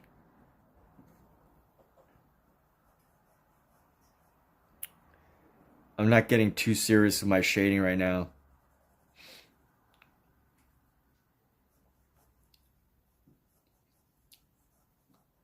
I think the shading on this is something I'll have to come back to tomorrow, but at least I have a general idea of how it's going to be for tomorrow. But look, Wonderland, it looks like you got some good, it looks like you're on the way to doing great art, making some great pieces. I don't know what your goals are, but, it sounds like you know what you want to do. You find it important. You're carving the time out to do it. And you do pretty well. You're going to do great. Just know what it is you want to do and why you want to do it, man. That's awesome. That's a lot further than some people go. And I think I'm gonna wrap up the stream in just a few, because I believe that my actual drawing, I feel like if I come back tomorrow, I'll be able to do a better job on this. But for now, I don't think I'm going to be able to start the next one and do a good job with it. But you know what? We can always just mess around. How do we want to mess around here? There's an artist I follow on YouTube named Dondrell Lee Artistry. He's a pretty interesting channel. He does painting as well as like all sorts of other artworks. And you know what's great about watching him work is he is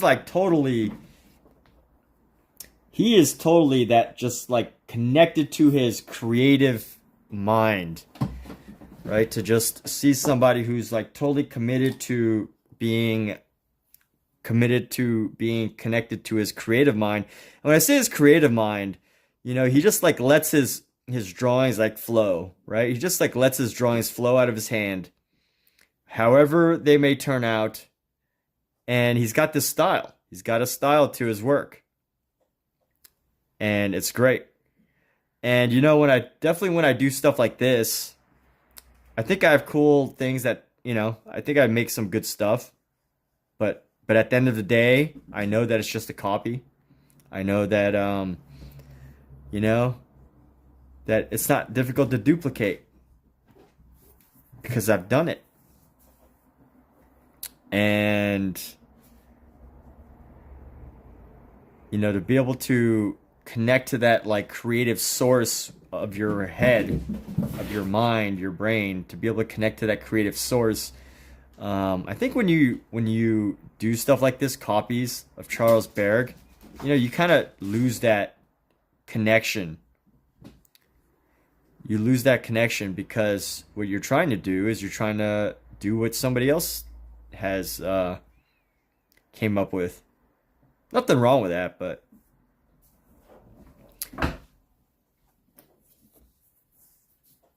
oh, hey, what's up, Dondrill?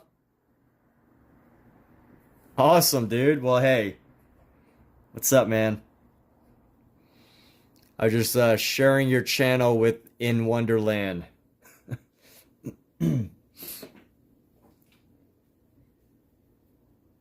So anyway, yeah, maybe I'll experiment with some Dondrell-esque sketches of just, I don't know, just moving your hand. I don't know. I mean, I'm sure there might be some thought process, but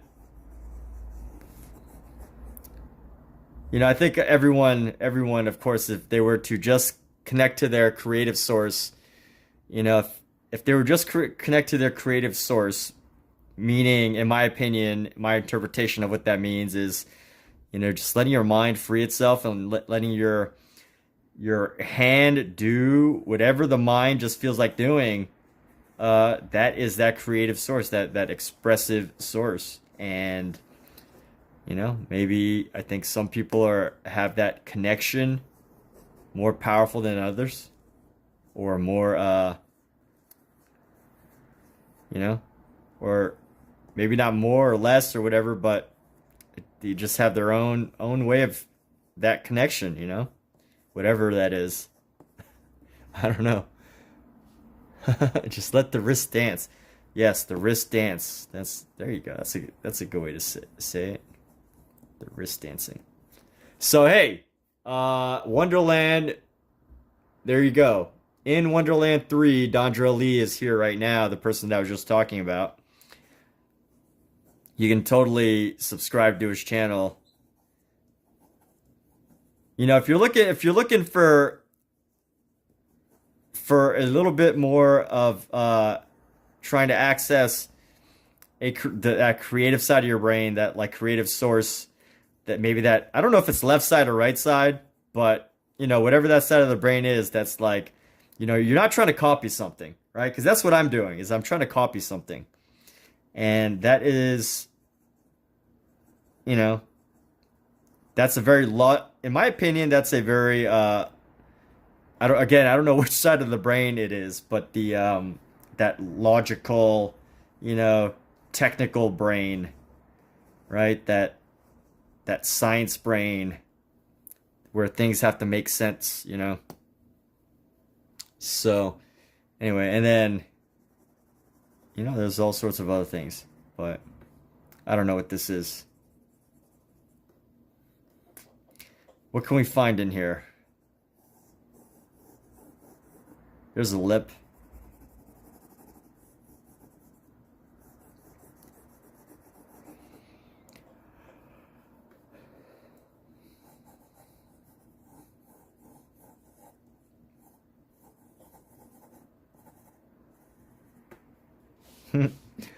Yes, the wrist dance. But I'm gonna do a few of these and then sign off, just to mess around and free that side of my head, you know. If you do too much technical stuff, you just like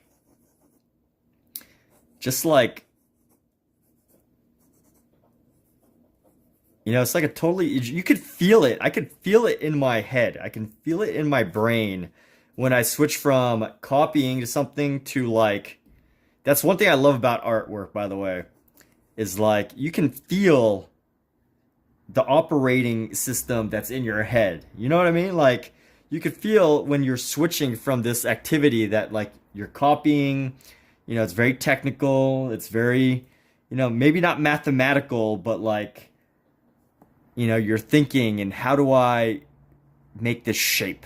You know, you're thinking geometrically, right? But then when I'm like, hey, let me, you know, not think too much and just draw something, what do I come up with? I don't know. What is the thing that comes up? Maybe it's just a mess like this. I don't know. So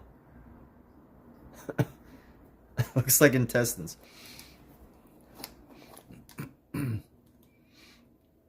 Yeah. You know, I think I'm just gonna call this a wrap on this hand. This will be one of my, you know, let me see if there's anything else that's really serious that I need to do to this hand that I can't. You know, I got this darker area. This area is dark and shaded. I don't wanna go too. I don't want to, because I have to do it again. So I'm just trying to decide how much further I need to take this and if I can finish it tonight and not like be totally, excuse me, not finish it in totality, but just like enough to feel good about it. What will it take me to feel good about it? Right? That's the question I gotta ask myself. And you know what? I don't think I need too much more to feel good about this.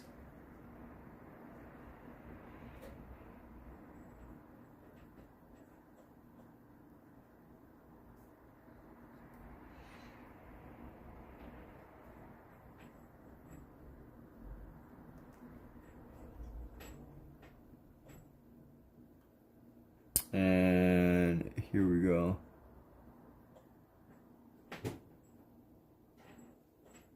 And just a couple more shadow right here. I'm not even gonna, I'm gonna be done with this in a second. This one nail right here, this nail up here is bothering me. I had to find how I can do this.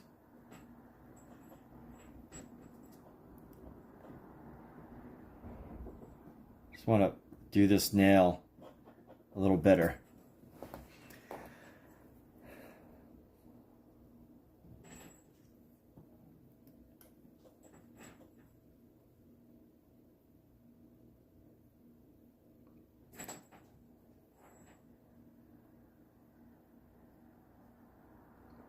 That's better. Anyway, intestines. Yeah, it's like a crazy intestine there. So let's go in. We're going to leave this, put this to the side. Let's use some black Copic multiliner. I don't know. Just the dancing wrist. The dancing wrist. Where will it lead? Where does the dancing wrist technique lead, huh? The dancing wrist technique.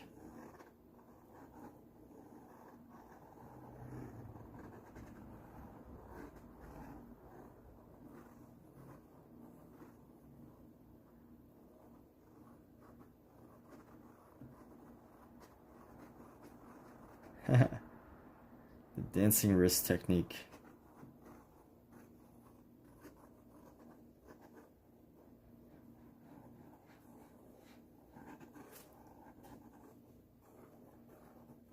Yeah, it's great because when I do this, you know, I feel like my brain switch off. And even though it's not like switched off, you know, this whole other part just like kind of takes over. Hmm.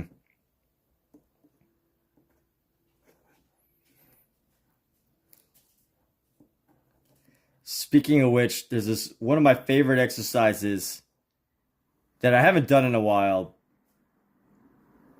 is drawing, doing sketches like these, but doing them while you're uh, either in the morning when you just wake up or at night before you go to bed.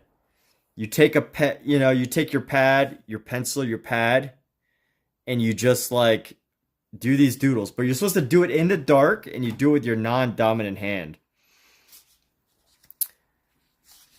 And I always find it like so interesting to do art as like an exploration of like what's in your head, right? Because it's like when I'm tired, I don't feel like thinking. I don't want to do something technical.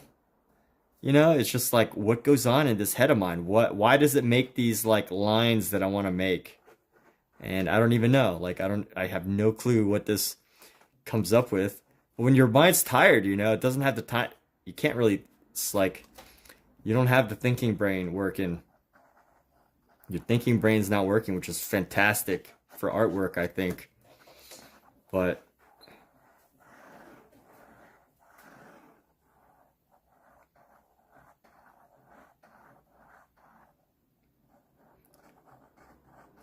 creatively, exercises like this has really been helpful to me. Now, I'm not doing this in the dark, but I am doing it with my non-dominant hand.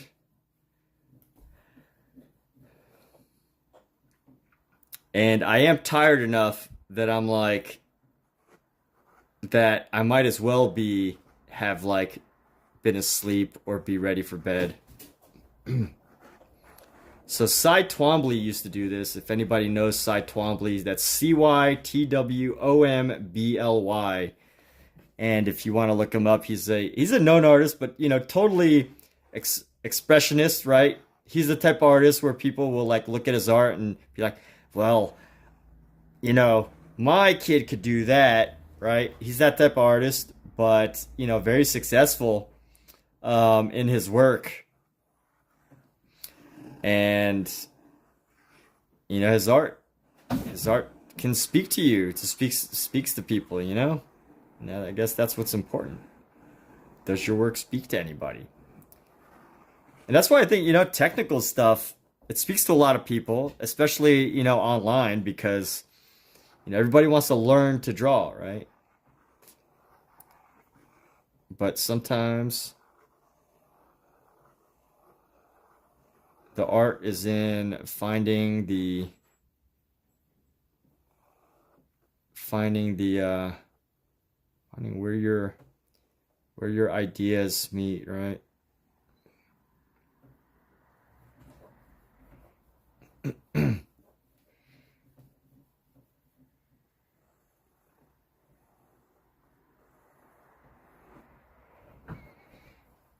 So true. It's similar to how we all draw stars from different points. Everyone has. Oh yeah, you know, I never thought about that. Stars from different points.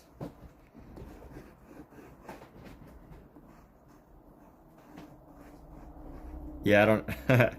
Yeah, we all draw stars from different points. This is a good analogy. What is this?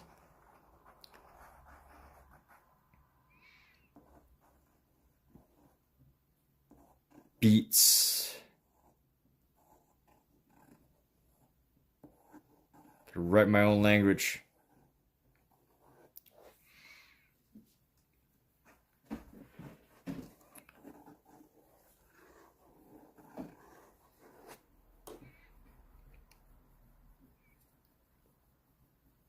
A super duper walkie-talkie. Hey, there we go.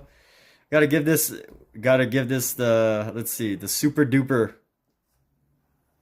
super duper.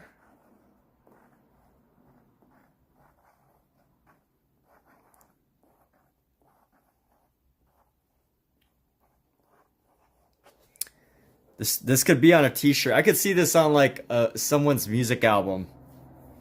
Hmm. Like a super avant-garde uh musician's album. You know what? And I take photos of these too. I will take a photo of this. Oh, it's 10:21. I didn't realize it was getting this late. I plan to be done by 10, but I feel like I want to do one more. Cause I'm in that zone where like if I was to go lay down right now, I'd probably fall asleep within 5 minutes. And I think that's like the perfect zone to where it's like, it's that time. It's that time where you're there's no like barriers to your creative mind. That side of you that there's no thinking limitations, or there could be, but I don't know. I feel like it's a little too hard for me to try to overanalyze my drawing right now.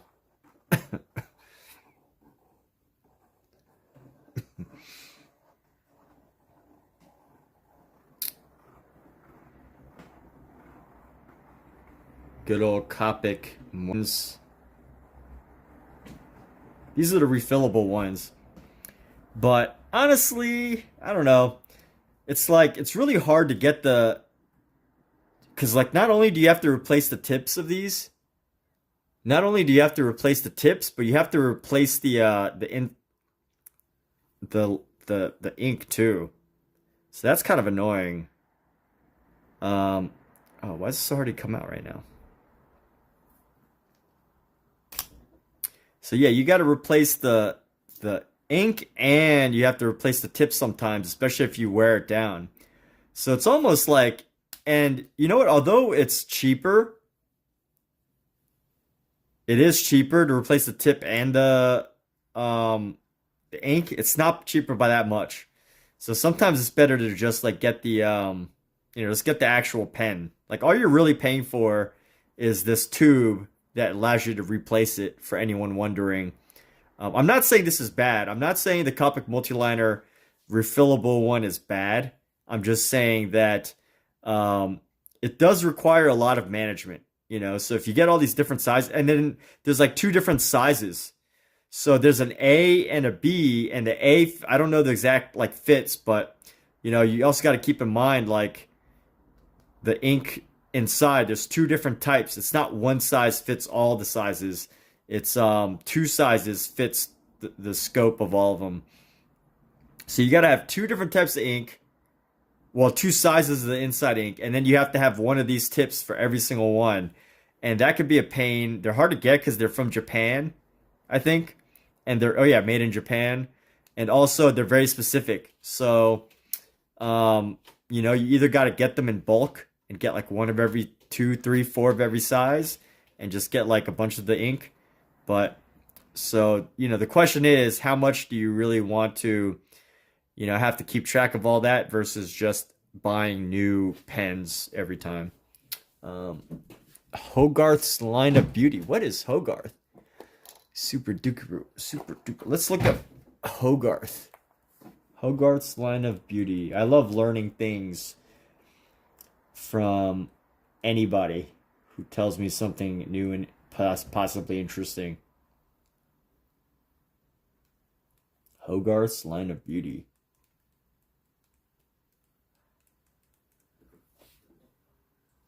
Huh. Line of beauty is a term and theory in art, aesthetics, S-shaped curve. William Hogarth. Okay, cool. Line of beauty. Let's see what the line of beauty. There we go. S-shape gallery. Oh, okay. Line of beauty, the S shape of the body there. Line of beauty denoted by Hogarth. Yeah, okay. We could see some lineage here, you know, just a line, some crazy line somewhere. There's a line somewhere. If you see it, it's there. Yeah, like right here. I could see this like here. I don't know. If you see it, that's all that matters. Uh, do I like Andrew Loomis all? Yeah, I love Andrew Loomis. So I actually started drawing with Andy Loomis, but I didn't go as in depth into it and study all of it as much as I have Bargue.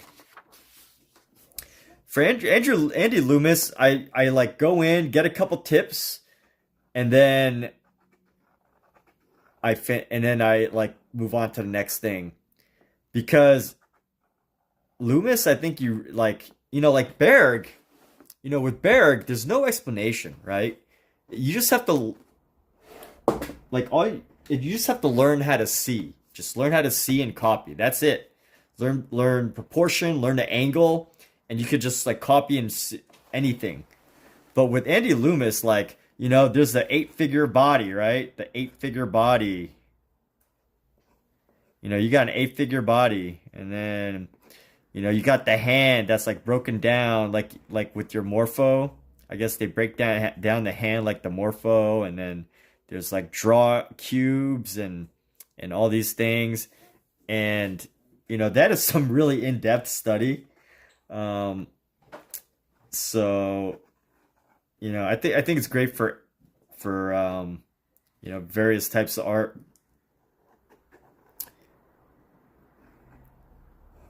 But you know, I'd like to think of Andy Loomis as more of like a tips book.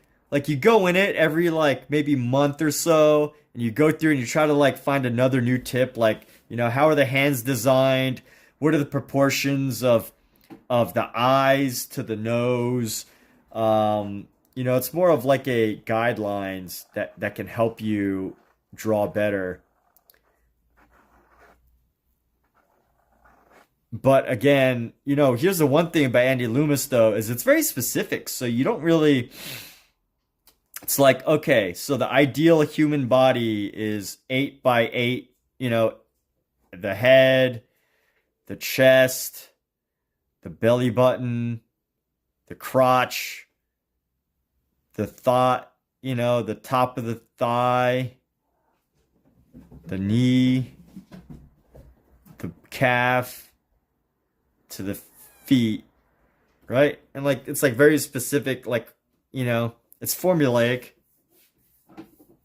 It's good if you're like maybe thinking about trying to draw superheroes. You know, the 8-figure body or the 9-figure body, the 9-head body, heroic. I guess 9-head is heroic, right? And 8-figure is like standard, the commercial work. Yeah, I like Andy Loomis. I like it. I just think of it more as like a reference book. That's what the word I was looking for. A reference book, not so much like,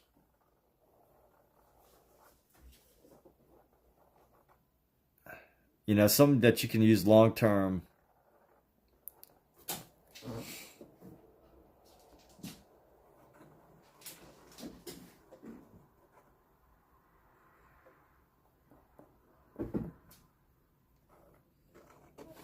I'm definitely thinking too much now.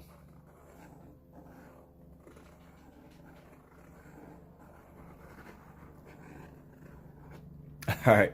You know what, everybody?